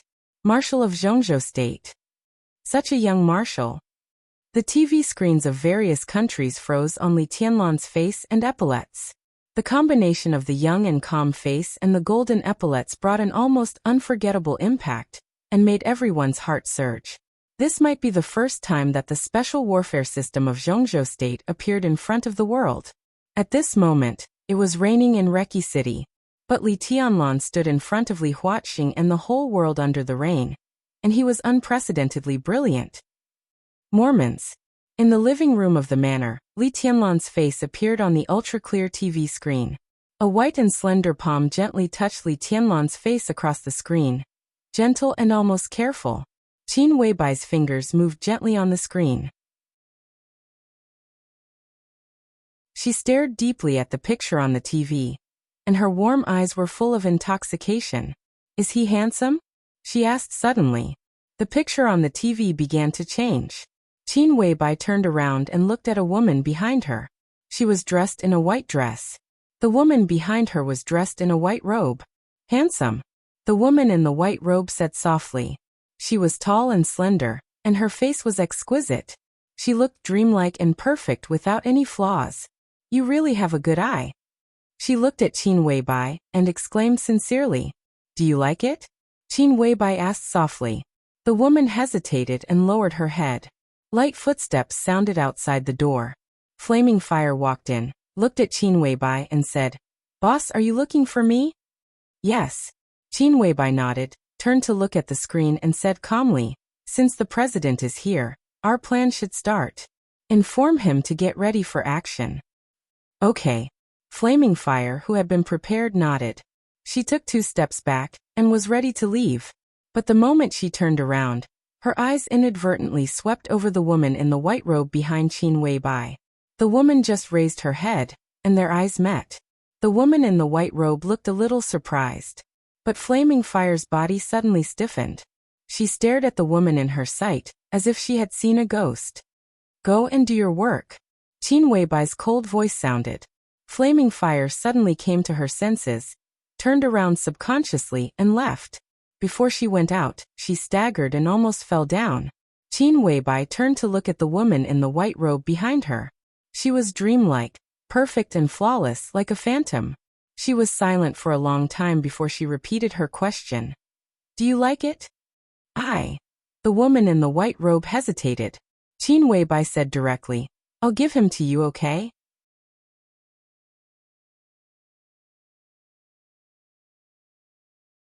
Chapter 550. There was a dead silence in the room. Only the voice on the TV screen was endlessly praising the friendliness, tolerance, and fraternity of Zhongzhou State. More than 80% of the people in Wulan State were eagerly looking forward to the cooperation between Wulan State and Zhongzhou State. Everything was so beautiful. But the reality was so cruel. News and reality were like 2 different worlds. The screen was constantly switching. President Li Huaqing. Prime Minister Riker. Many high-level officials of Wulan State. A large delegation. The young, sharp, and calm marshal of Zhongzhou State, who was as deep as the starry sky. In the constantly switching pictures, a group of people walked to the black car with a red flag at the airport. Prime Minister Riker took 2 quick steps, bent down, and opened the door for Li Huaqing himself. This scene fell into the eyes of people all over the world. The salute and cheers seemed to pause for a moment. The news also paused for a moment. Li Huaqing smiled and sat in the back of the car. But Prime Minister Rieker did not get up. He still kept his bent posture, and waited with a smile on his face. The young marshal who had shocked the world looked at Rieker with a smile, and also got into the car. Rieker straightened up and carefully closed the door. The news anchor was obviously stuttering. He stuttered a few lines before he regained his composure. The woman in white and Qin Weibai watched the scene quietly.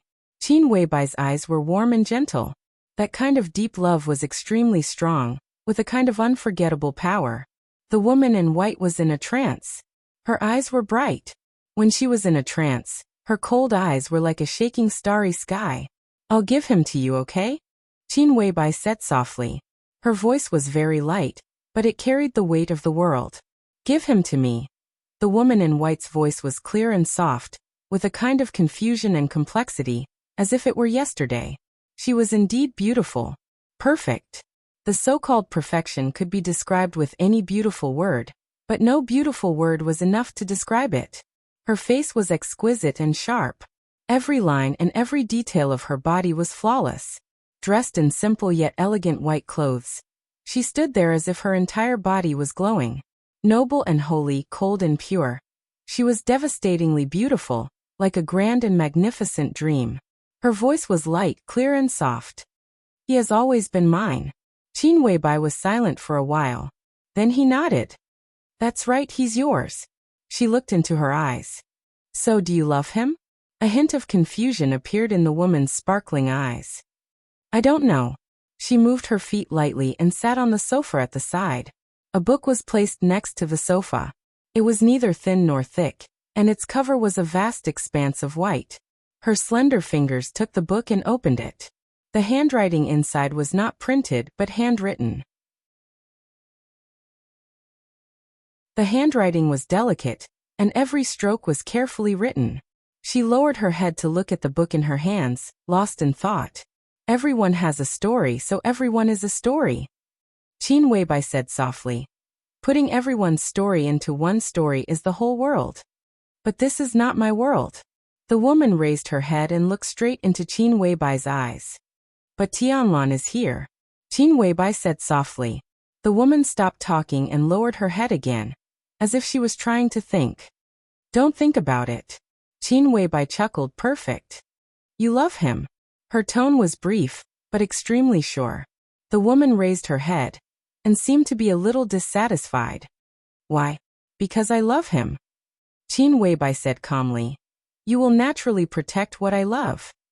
I'm not your shadow, and I'm not your puppet. There was a touch of anger in the woman's cold eyes. Qin Weibai looked at her quietly for a long time. The woman met her eyes without dodging. I'm sorry. Qin Weibai didn't know how much time had passed. It felt like a minute, but it also felt like a lifetime. Qin Weibai spoke softly with an apologetic tone. There was a flash of fear in the eyes of the woman in white. She shook her head subconsciously and stammered. No. You are indeed not my shadow, nor are you my puppet. Qin Weibai said softly. At least not now. But I am your destiny, and also your guilt. This has long been decided. The woman's breathing gradually quickened. She suppressed her inner emotions, but all her emotions seemed to have reached the critical point. She began to collapse, and her voice also sounded like she was about to cry. Why? Who knows? Qin Weibai walked up to her, reached out and gently stroked her soft black hair. She whispered, in fact, it's not bad. At least, you have the qualification to be by his side. A colorful light lit up the room. The sword intent in the nothingness was extremely soft. The soft sword intent wrapped around the woman in white, and then Qin Weibai. It seemed to be comforting, but it didn't know who to comfort. The sword body turned slightly, and the slight sound of the sword seemed to be a sigh. The two of them were completely enveloped in the colorful light. One stood and one sat. Both were perfect and flawless. Unparalleled charm? Unparalleled? There was a sudden knock on the door. The woman in white was shocked and subconsciously wanted to stand up to avoid it. Sit down. Qin Weibai whispered. Mr. Lin is not an outsider. The woman in white hesitated and slowly sat down. Qin Weibai sat beside her, looked at the door, and said, Please come in. Lin Fengting walked in from the outside with a chuckle. He saw Qin Weibai and the woman in white sitting on the sofa at the first moment. Even Lin Fengting, who had a strong will and had seen too many bizarre things in his life, was stunned for a moment and dazzled. He shook his head subconsciously and carefully looked at the space where the two of them were. He was dumbfounded, and his eyes became extremely strange for a moment. Qin, this? Lin Fengting's eyes kept glancing around, and he couldn't say a word for a while. He stuttered several times before he managed to calm down. He took a deep breath and said, "This is... Let me introduce you." Qin Weibai stood up and whispered, "This is Mr. Lin Fengting, the current patriarch of the Lin clan, and my most respected elder." She paused and said, "The only one." The woman in white stood up subconsciously and bowed slightly to Lin Fengting. In a short time, Lin Fengting's forehead was covered with cold sweat. He waved his hand randomly and stared at the woman in white without caring about politeness. Qin Weibai looked at the woman in front of her with a smile and whispered, "This is... I have my own name." The woman in white suddenly said, "At least now, I have the right to use my own name." The corner of Lin Fengting's mouth twitched, and he looked confused. Qin Weibai nodded and said quietly, "Her name is Xianyan." The family name was not unimportant. But standing in the woman's current position, she had no family name. Xianyan, this name was really worthy of the name. Lin Fengting was silent for a long time, then slowly exhaled and whispered, No wonder. He looked at Qin Weibai with complicated eyes and said, "It's her?" Qin Weibai nodded. Lin Fengting didn't know what to say for a moment. He suddenly wanted to drink, but there was no wine here. He had to light a cigarette, take a deep breath, and then said with emotion, "You are simply a miracle." Qin Weibai smiled. The woman in white reached out and took out a piece of gauze. She covered her face with the gauze and left the room with light steps. "She is your real trump card, isn't she?" Lin Fengting looked at Qin Weibai, and no one knew what kind of emotion was contained in his tone. "Yes." Qin Weibai nodded calmly. Lin Fengting was silent for a while. He seemed to suddenly think of something and said, I just remembered that flaming fire is waiting outside. It seems that she wants to make trouble, and she is full of murderous intent." As he said this, he subconsciously wanted to turn around.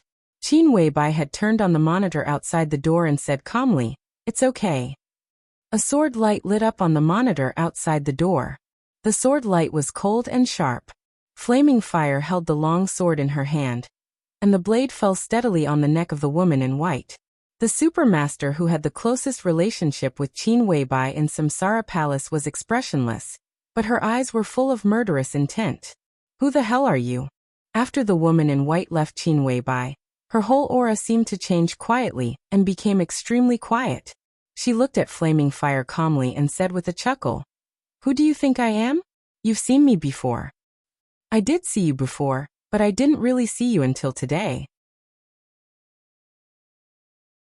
There was a suppressed rage and panic in Flaming Fire's voice. "Who the hell are you? What do you think?" The woman in white smiled playfully. "Do you really think that I dare not kill you?" Flaming Fire's voice was cold. "Do you really dare to?" The woman in white asked back. Flaming Fire's eyes became sharp, and the long sword suddenly pressed down. The blade cut the skin of the woman in white in an instant, but there was no blood. The white clothes in front of her twisted in a trance and finally became illusory. Flaming Fire raised her head and looked at the door. 10 meters away from her, the woman in white was standing there. What Flaming Fire had just seen was an illusion. Flaming Fire took a deep breath, and her plump chest rose and fell slightly.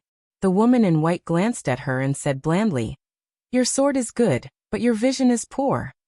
She turned to leave and said slowly, "Let me introduce myself. I am Xianyan."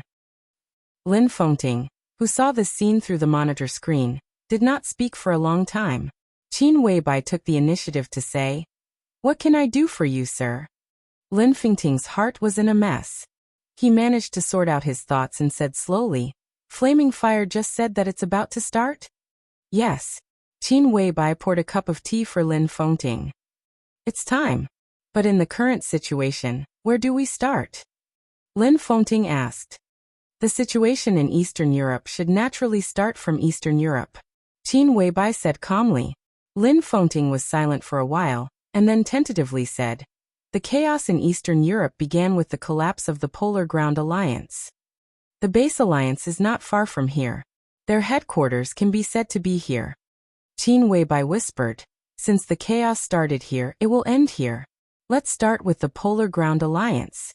Lin Fengting took a deep look at her and did not speak. "If I say that Sir is my most respected elder, will you believe me?" Qin Weibai suddenly asked. "Of course not." Lin Fengting laughed. "Boss Qin, what kind of person do you think so highly of me? There must be a reason. Because of your friendship, because of the saint of the Lin clan." Qin Weibai finished a cup of tea, stood up, and said slowly, "I don't know the result of this battle. I want to ask you something." Lin Fengting nodded. "Go ahead. If I die, everything in the Lin clan for 20 years can be handed over to Xianyan.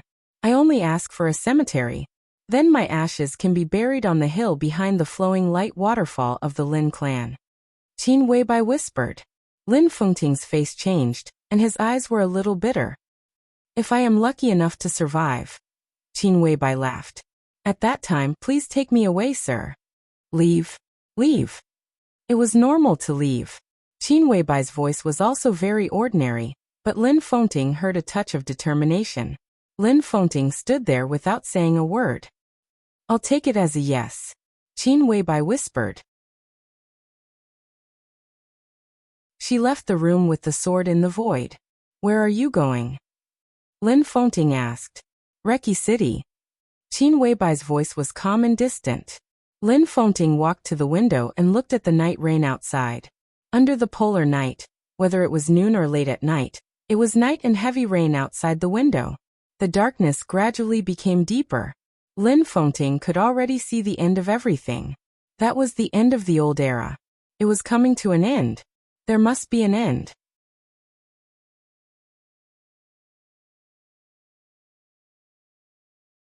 Chapter 551. The rain beat on the car window, and the sound was messy and hurried. The atmosphere in the car was depressing and dull. Li Huaqing looked at the scenery outside the window with a smile. Through the rain, the scenery was blurred, and his eyes were a little blurred. "Your Highness, Mr. President, shall we go straight back to the hotel?" Riker sat in the passenger seat and turned around to ask. Under normal circumstances, when the president of Zhongzhou State visited Wulan State, he naturally had to stay in the office of the president temporarily. But now the office of the president had become a ruin, and only Wang Tianzong's room was still intact. Wulan State could only temporarily arrange the distinguished guests of Zhongzhou State in the hotel. Li Huaqing sensitively noticed the order of Riker's address. He smiled and said softly, "I'm a guest. I'm here for a lot of things, but not much. Mr. Prime Minister, we must have a good chat when we have time." "Of course." Riker nodded quickly, and thoughts kept turning in his mind. Li Huaqing only had 5 days to stay in Wulan State, and the other 2 days had to travel to the other 4 countries. Time was very tight. This was his first day. Li Huaqing had a reason to do a lot of things, such as arranging a meeting with the high level of Wulan State, and signing the agreement as soon as possible. He also wanted to see Wang Tianzong, who was imprisoned in the office of the president, or visit the Snowdance Corps. In addition, Wulan State also prepared a very high-level banquet. The theme of the banquet was the future development of Eastern Europe. As Zhongzhou State's position in Wulan State gradually stabilized, the general trend of the whole Eastern Europe gradually stabilized. Everyone knew that if they wanted to survive in Eastern Europe and live well in the future, they had to depend on Zhongzhou State. Therefore, at this banquet, Wulan State sent invitations to countless families and groups throughout Eastern Europe. At the same time, the delegation brought by Li Huaqing also participated in the banquet. This was the first large-scale banquet held by the forces of Zhongzhou State and Eastern Europe. To some extent, it could almost determine the pattern of Eastern Europe for at least decades. This could be said to be the most important thing. But the funny thing was that the time of the banquet had not been accurately set yet. Riker had to wait for Li Huaqing's nod. He thought for a moment and said tentatively, "Mr. President, here's the thing. Wulan State has prepared a very grand welcome banquet. Tonight I don't know. Put it off for the time being. Li Tianlan suddenly said. Tomorrow night. Rick was stunned. He subconsciously wanted to nod, but he felt that something was wrong. He could only continue to look at Li Huaqing, but his eyes were obviously a little perfunctory. Li Huaqing's smile remained unchanged. He looked at Li Tianlan and said softly, Tianlan, do you have a different opinion? Li Tianlan looked at the wind and rain outside the window. Under the wind and rain, Reki City was desolate. On that day, his sword lit up in front of the Caesar Hotel and tore up half of the city. The sword was 10,000 meters long, and the damage left in the city had not been repaired yet. At this time, Wulan State was much more lively, but there were still some traces of the war. The Snowdance Corps has 20,000 people. Li Tianlan said calmly. From I'm to here, more than 2,000 soldiers have fallen. We marched all the way, covering a distance of hundreds of miles, and stained with blood all the way. On the night we beat back the dark forces, more than 1,200 soldiers of the Snowdance Corps fell in this city. We can achieve what we have now because the Snowdance Corps has paid nearly 4,000 lives. Rick's face was a little pale, and he was fidgeting. Li Tianlan's voice became calmer and calmer. Whether it was an invincible realm expert or the coalition forces of other countries, the Snowdance Corps has never retreated. We fought all the way from I'm to Reki City. There was no deserter in the Snowdance Corps. They all died in a dignified battle, so they are all martyrs. This city and this country will be engraved with the brand of Zhongzhou State in the future. But no one should forget everything here. It has been dyed red by the blood of the martyrs of Zhongzhou State. He turned to look at Li Huaqing and said calmly, Mr. President, you shouldn't forget. Li Huaqing was not embarrassed. Instead, he looked solemn. He looked at Li Tianlan, nodded solemnly and said, I think I know what I should do today. He glanced at Rick and said gently, Mr. Prime Minister, let's go to the station of the Snowdance Corps now and inform the rear vehicles. All the members of the delegation have to go. Rick smiled bitterly and nodded. In fact, when the president of Zhongzhou State visited Wulan State, everything was arranged in advance. However, there was a small disagreement between Rick and Li Tianlan. Li Tianlan's meaning was very simple. On the first day of Li Huaqing's arrival in Wulan State, he had to visit the Snowdance Corps. The ashes of nearly 4,000 martyrs had not yet been buried, and the star flag of Zhongzhou State had already flown up in the Hero Square in the center of Reki City. For Li Tianlan, it was his most important thing to bury thousands of martyrs. However, Rick also had his own pressure. Now the entire top management of Wulan State, and even the interest class of the whole Eastern Europe, hoped that the dinner could be held as soon as possible. The pressure Rick was under could be imagined. After weighing the pros and cons, he put the dinner first and the memorial service later. In this way, Li Tianlan might not like it, but Rick believed that he could explain it. However, Rick glanced at Li Tianlan and sighed softly in his heart. He picked up the walkie-talkie and began to instruct the motorcade to turn around. The Snowdance Corps was still temporarily stationed in the parade square in front of the office of the president. When the luxurious motorcade drove into the square, all the top management of the Snowdance Corps had arrived. The soldiers, injured or not, were all gathered in the square. When Li Huaqing got out of the car, there were only a little more than 10,000 elites stationed in Reki City now. They raised their hands and saluted at the same time. The wind and rain were messy, but a whistling sound broke out in the square because of the tens of thousands of people raising their hands. In an instant, it seemed that even the wind and rain between heaven and earth had become fierce. Li Tianlan followed Li Huaqing. The top management of the Snowdance Corps came over. Cool breeze and drifting clouds stood on the left and right. Standing in the middle of them was Tribulation, who had just come out of the hospital. Tribulation's body was still weak and his face was pale, but his body was as sharp as a sword. Li Huaqing shook hands with him and said gently, "How's your injury?" "I'm fine." Tribulation's voice was clear and indifferent. Such an occasion was obviously not suitable for detailed discussion. He pointed to the temporary high platform in the center of the square and said softly, "President, please." Li Huaqing took a deep breath. looked at the soldiers of Zhongzhou State who raised their hands and saluted him, and strode to the high platform. There were no flowers on the high platform, only a microphone. Li Huaqing stood on it, and was instantly drenched by the wind and rain. Li Huaqing held the microphone, his eyes calm and dignified. The next second, his voice resounded throughout the square and the whole world. You are all heroes of Zhongzhou State, the pride of Zhongzhou State. I am Li Huaqing. Today, at this moment, I promise you in the name of the President of Zhongzhou State that Zhongzhou State will never let down any martyr or soldier. In this war, whether survivors or victims, Zhongzhou State is proud of you. Today, I am here with you, to send all the martyrs on their way. In the wind and rain, Li Huaqing's voice was clear and loud. This speech of less than 10 minutes had no passion, no blood, only calm and solemnity. In the square, countless members of the Snowdance Corps began to turn and walk to the Hero Square in the center of the city. Li Huaqing walked down the high platform, looked at the empty office of the president, and looked at the only intact room in sight. He was silent for a while. Let's go and see Tianzong. He looked at Li Tianlan and said calmly. It was not a question. Li Tianlan nodded and led the way. At the funeral of the Snowdance Corps, there had to be a president and a sword emperor. There had to be a sword emperor. Wang Tianzong was still practicing calligraphy. Everything outside seemed to have no effect on him.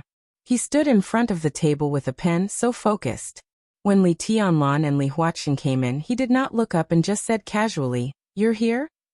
"I just arrived." Li Huaqing looked around with a chuckle and said, "It seems that you're doing well here. It's good to be able to cultivate one's body and mind." Wang Tianzong spoke calmly and wrote calmly. A lot of rice paper had been scattered in the room. It was densely packed, and the strokes were light and restrained. At the end of each stroke there was a character. Li Tianlan quietly looked at the countless rice papers full of handwriting. There was clearly no sword intent around him, but the power in each stroke made him feel as if he couldn't breathe. His gaze fell on the last piece of calligraphy. Wang Tianzong's last stroke was very short. "How's my handwriting?" he asked softly. "Good handwriting." Li Tianlan did not hesitate. He nodded directly and said affirmatively. "Good handwriting?" Wang Tianzong smiled and suddenly waved the pen in his hand. One word was like a sword. In an instant, Wang Tianzong seemed to wave a sword in front of Li Tianlan. Everything in front of him disappeared in front of Li Tianlan. The house, the president, and the sword emperor completely disappeared. There was only one sword left in his sight. There was no sword energy or killing intent. It was light and dignified, pure sword. Li Tianlan suddenly closed his eyes. His eyes seemed to be stimulated by something and tears kept flowing. Wang Tianzong's voice sounded in his ear. "Your sword is very important to my achievements today." Li Tianlan laughed self-deprecatingly. That night, he and Wang Tianzong fought across half of the city, but the fundamental purpose was to mislead Wang Tianzong. But Wang Tianzong was not misled. Instead, he completed the sword and completely completed his sword intent. Li Tianlan opened his eyes and looked at Wang Tianzong. Wang Tianzong's eyes were gentle and deep, like the sky and the sea, unfathomable. "You flatter me," Li Tianlan said calmly. "That's the truth." Wang Tianzong turned back, picked up the calligraphy and said quietly, "In return, this calligraphy is for you." Li Tianlan quietly looked at the calligraphy in Wang Tianzong's hand. There was rice paper everywhere in the room, and Wang Tianzong's notes were everywhere. But the notes were not the same. In other words, they were decreasing. Wang Tianzong's first stroke was full of hundreds of words, and the fewer the words were at the end. At this moment, there were only 2 sentences left in Wang Tianzong's hand. Each stroke was simple but majestic. The signature was Beihai Tianzong. There was no surname. With Beihai, there was no need for a surname. Li Tianlan stared at the handwriting in front of him. 2 simple sentences, but they showed the spirit of the Sword Emperor. The unparalleled sword in the world. I am the most ambitious person in history. Between the strokes, the sword intent formed a storm and completely swallowed Li Tianlan. I am the most ambitious person in history. What a peerless sword. Li Tianlan was silent for a long time before he said in a hoarse voice, "Perfect."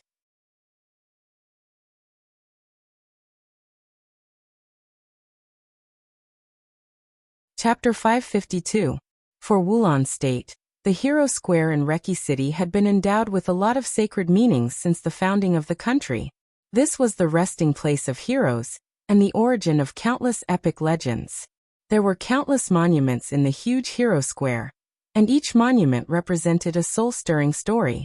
This was the most sacred place in Reki City, and it was also the cemetery chosen by Li Tianlan for the victims of the Snowdance Corps. It was raining heavily and the sky was dark. Tens of thousands of elites of the Snowdance Corps had completely surrounded the Hero Square. There were 3 extremely tall flagpoles in the center of the square. The star flag of Zhongzhou State was hung on the highest flagpole. Even in the heavy rain, it was still flying. A little lower than the star flag was the flag of Wulan State, and the flagpole on the left side of the star flag was still empty.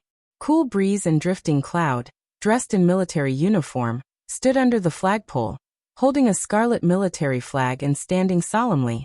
The usually quiet and elegant Hero Square had been completely replaced by a warm scarlet color. The intense scarlet color covered the center of the square, and even the monuments around it had become pale under the illumination of the intense color. That was the military flag of the Snowdance Corps, which was made by Prime Minister Riker himself. The pattern of the military flag was simple and clear. An extremely sharp golden long sword was outlined on the scarlet base. Golden spots of light were dancing around the long sword, like flying snow, flames, and falling blood. This was the military flag that Wulan State had started making a few days ago. It was nearly thousands of meters long and wide. At this time, the huge scarlet flag was spread on the Hero Square. This scarlet color seemed to be integrated with heaven and earth. All the experts above the fire-flaming realm of the Snowdance Corps gathered around the huge military flag. There were more than 10,000 soldiers of the Snowdance Corps, and there were actually many experts in the fire-flaming realm. However, the military flag, which almost covered the entire square, was so big that even if all the experts in the fire-flaming realm stood there, they still seemed extremely sparse.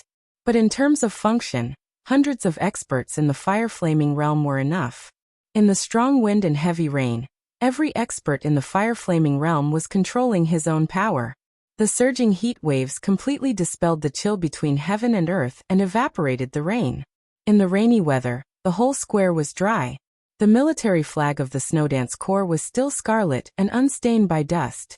Under this huge military flag, the ashes of nearly 4,000 people who had sacrificed their lives were quietly placed. The ashes were light, but for Zhongzhou State, they weighed more than anything else. From the high-level members of the Snowdance Corps to the soldiers, all stood quietly in every corner of the square. There was no wind or rain, no cold or sound here. It was so quiet that it seemed to be frozen. When Li Huaqing and Li Tianlan came to the Hero Square, they saw such a quiet and almost eternal scene. Wang Tianzong, who had walked out of the office of the president, stood not far from the two of them. Looking at this scene, he narrowed his eyes. I should have come here earlier. Li Huaqing watched this scene quietly. He was silent for a long time before he spoke softly. It's not too late. Li Tianlan looked at the military flag below and said calmly, Thank you. Li Huaqing took a deep look at Li Tianlan and said, Thank you for letting me come here. As the president of Zhongzhou State, it would be a sin for me to come here 1 minute late, let alone 1 day late. A hero's soul must not be desecrated. He looked at the Hero Square, which was so calm that it was almost frozen, and said in a deep voice, I only know that many people here died unjustly. Li Tianlan said blandly, They are the most elite soldiers of Zhongzhou State. Zhongzhou State is the most powerful country in the world, so they are the most elite soldiers in the world. Such soldiers should die on the real battlefield, in the fight with other forces. That's a worthy death. Li Huaqing did not speak. Li Tianlan's tone was low. But some of them are not. They did die in the war. But in the war, some people forgot their position. Mr. President, does it make sense to die like this? Li Huaqing still did not speak. He could not express his opinion. The Wang family of Beihai had a strong foundation. However, the devil troop had always been the deepest hidden trump card of the Wang family of Beihai. No one could even have definite evidence to prove that the devil troop did exist. But there was no doubt that they were powerful. The trial day happened overnight. The devil troop seriously injured Raphael, the commander of the Dark Knights Situt Sangyue, destroyed the holy punishment of Void, and killed Kasrater, the god of war of Star State. No matter what the process was, the results and achievements were real. They were extremely brilliant. Everyone was shocked by the incredible combat capability of the devil troop. But only a few people recalled that when the devil troop created such a result that night, how many troops and allies of Zhongzhou state died in the hands of the devil troop. But there was no evidence. Even now, no one could prove that the devil troop belonged to the Wang family of Beihai. On the surface, Wang Tianzong was imprisoned by Li Tianlan in the office of the president that night. The power of the Wang family of Beihai did not appear on any side of the battlefield. Under such circumstances, even if Li Huaqing was dissatisfied, how could he express his opinion? Li Tianlan did not expect Li Huaqing to express his opinion. He just looked ahead and said calmly, "I will investigate it to the end. These are my soldiers. As long as I am alive, I will give them an explanation. My position is in Zhongzhou State and the Snowdance Corps. I will make anyone who targets the Snowdance Corps pay a heavy price." Li Huaqing subconsciously glanced at Wang Tianzong. Wang Tianzong stood aside, looking as usual. Li Tianlan did not say much and walked to the huge military flag in the square. Behind the three of them, more and more people appeared. Men and women, old and young, there were nearly hundreds of people. These were the members of the delegation brought by Li Huaqing this time. And they would also become the backbone of dividing the interests of the 5 Eastern European countries. Their achievements today were inextricably linked to the sacrifices of the Snowdance Corps. It was reasonable for them to come. On the other side of the crowd, Riker led a group of high-level officials of Wulan State, and quietly watched Li Tianlan, who was getting closer and closer. Riker, who now held the power of the president as the prime minister, had a complicated look in his eyes. Looking at the ashes under the military flag, at Li Tianlan, and at the countless monuments on the hero square around him, he suddenly felt sad. Not for Zhongzhou State, not for the Snowdance Corps, but for himself and Wulan State. Maybe there was no Wulan State anymore. The real Wulan State would become a thing of the past from today on. Just like this hero square, the legends would be forgotten little by little. This place would become the resting place of new heroes, the land of heroes of Zhongzhou State. Maybe in a few months or years, the stories on every monument here would disappear, and some well-known heroic deeds would be erased from the textbooks of Wulan State. The heroic deeds of the Snowdance Corps would appear in new textbooks, and in various media and public opinions. In another 20 or 30 years, these ashes would become real heroes, and the heroes who really belonged to Wulan State would be completely annihilated. It was so cruel. In a real invasion, the losers would be robbed not only of their interests, but also of their culture, traditions, ideas, and even beliefs. Everything would be obliterated, replaced, and completely subverted silently and quietly. Riker walked to Li Tianlan's side and said with some difficulty, "Your Highness, shall we start now?" Li Tianlan nodded. Riker turned around and made a gesture. In front of the flagpole in the center of the square, Cool Breeze, who was holding the flag of the Snowdance Corps, suddenly raised the flag in his hand. The flag slowly rose in Drifting Cloud's hand. The national anthem of Zhongzhou State resounded throughout the hero square, throughout Reki City, and throughout Wulan State. At this moment, in every city and every corner of the 5 countries in Eastern Europe, schools, businesses, governments, everyone was mourning and praying. The lingering national anthem was loud and passionate. The elites of the Snowdance Corps in the square moved. The huge military flag on the ground was lifted little by little. The soldiers of the Snowdance Corps carefully picked up the urns one by one, and put them into the pit dug nearby. The content of the monument on the square would be gradually replaced, and the lives of all the victims would be engraved on the monument. Li Tianlan and even Li Huaqing picked up the cinerary casket, and gently put it in. The wind and rain continued. The singing became more and more majestic. Tens of thousands of soldiers of the Snowdance Corps raised their guns at the same time. The sound of gunfire roared in the city and surged into the sky. Li Tianlan, dressed in a marshal's uniform, was the first to pick up the shovel and silently buried the earth in the roar of gunfire. The national anthem slowly stopped. The sound of gunfire disappeared. Tens of thousands of elites of the Snowdance Corps began to gather together again. The military song that once belonged to the Border Control Corps sounded in the square. The tune was leisurely, not sad, only a touch of pride and nostalgia. There were new graves everywhere in the Hero Square. Perhaps a long time later, the new graves here would also become flat and become a square again. But as long as Li Tianlan was still alive, as long as the Li family was still there, it would always be the most sacred place in the whole of Wulan State, and even the 5 countries in Eastern Europe. In the singing, the old era of Wulan State was completely buried. Li Huaqing, with a solemn face, raised his hand to salute. All the soldiers of the Snowdance Corps raised their hands to salute at the same time. Wang Tianzong also raised his hand. Only Li Tianlan didn't. Under everyone's gaze, Li Tianlan slowly took a step forward.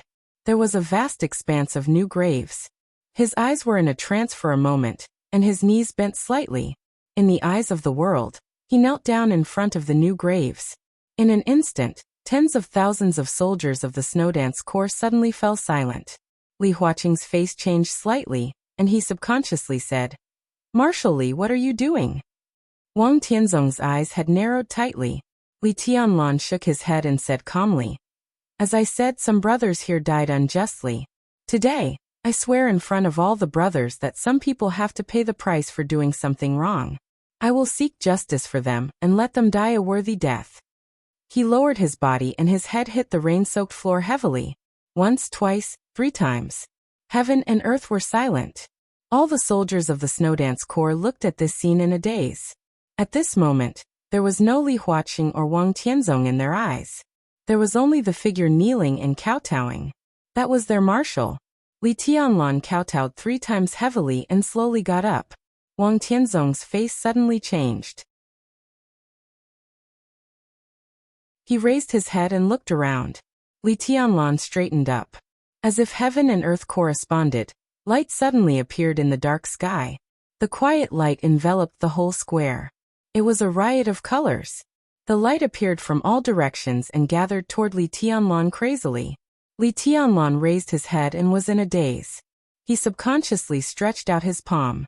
The outstretched palm seemed to be pressed down by something in the nothingness. In an instant, the colorful light surged and shot wildly. Endless colorful light rushed out of the light and went straight up into the sky. The wind and rain all over the sky dissipated. Li Tianlan stood there. His hand grasped a rainbow, vast and boundless, incomparably dazzling. It was like a miracle. You're tuning in to the Li Mei's Wuxia Whispers YouTube channel. We're so grateful for your support, and don't forget to subscribe to join us on this incredible journey through captivating stories. Your generosity through donations truly makes a world of difference, as it's the primary source of revenue that allows me to expand and enhance this channel for you. Thank you from the bottom of my heart for being a part of this adventure.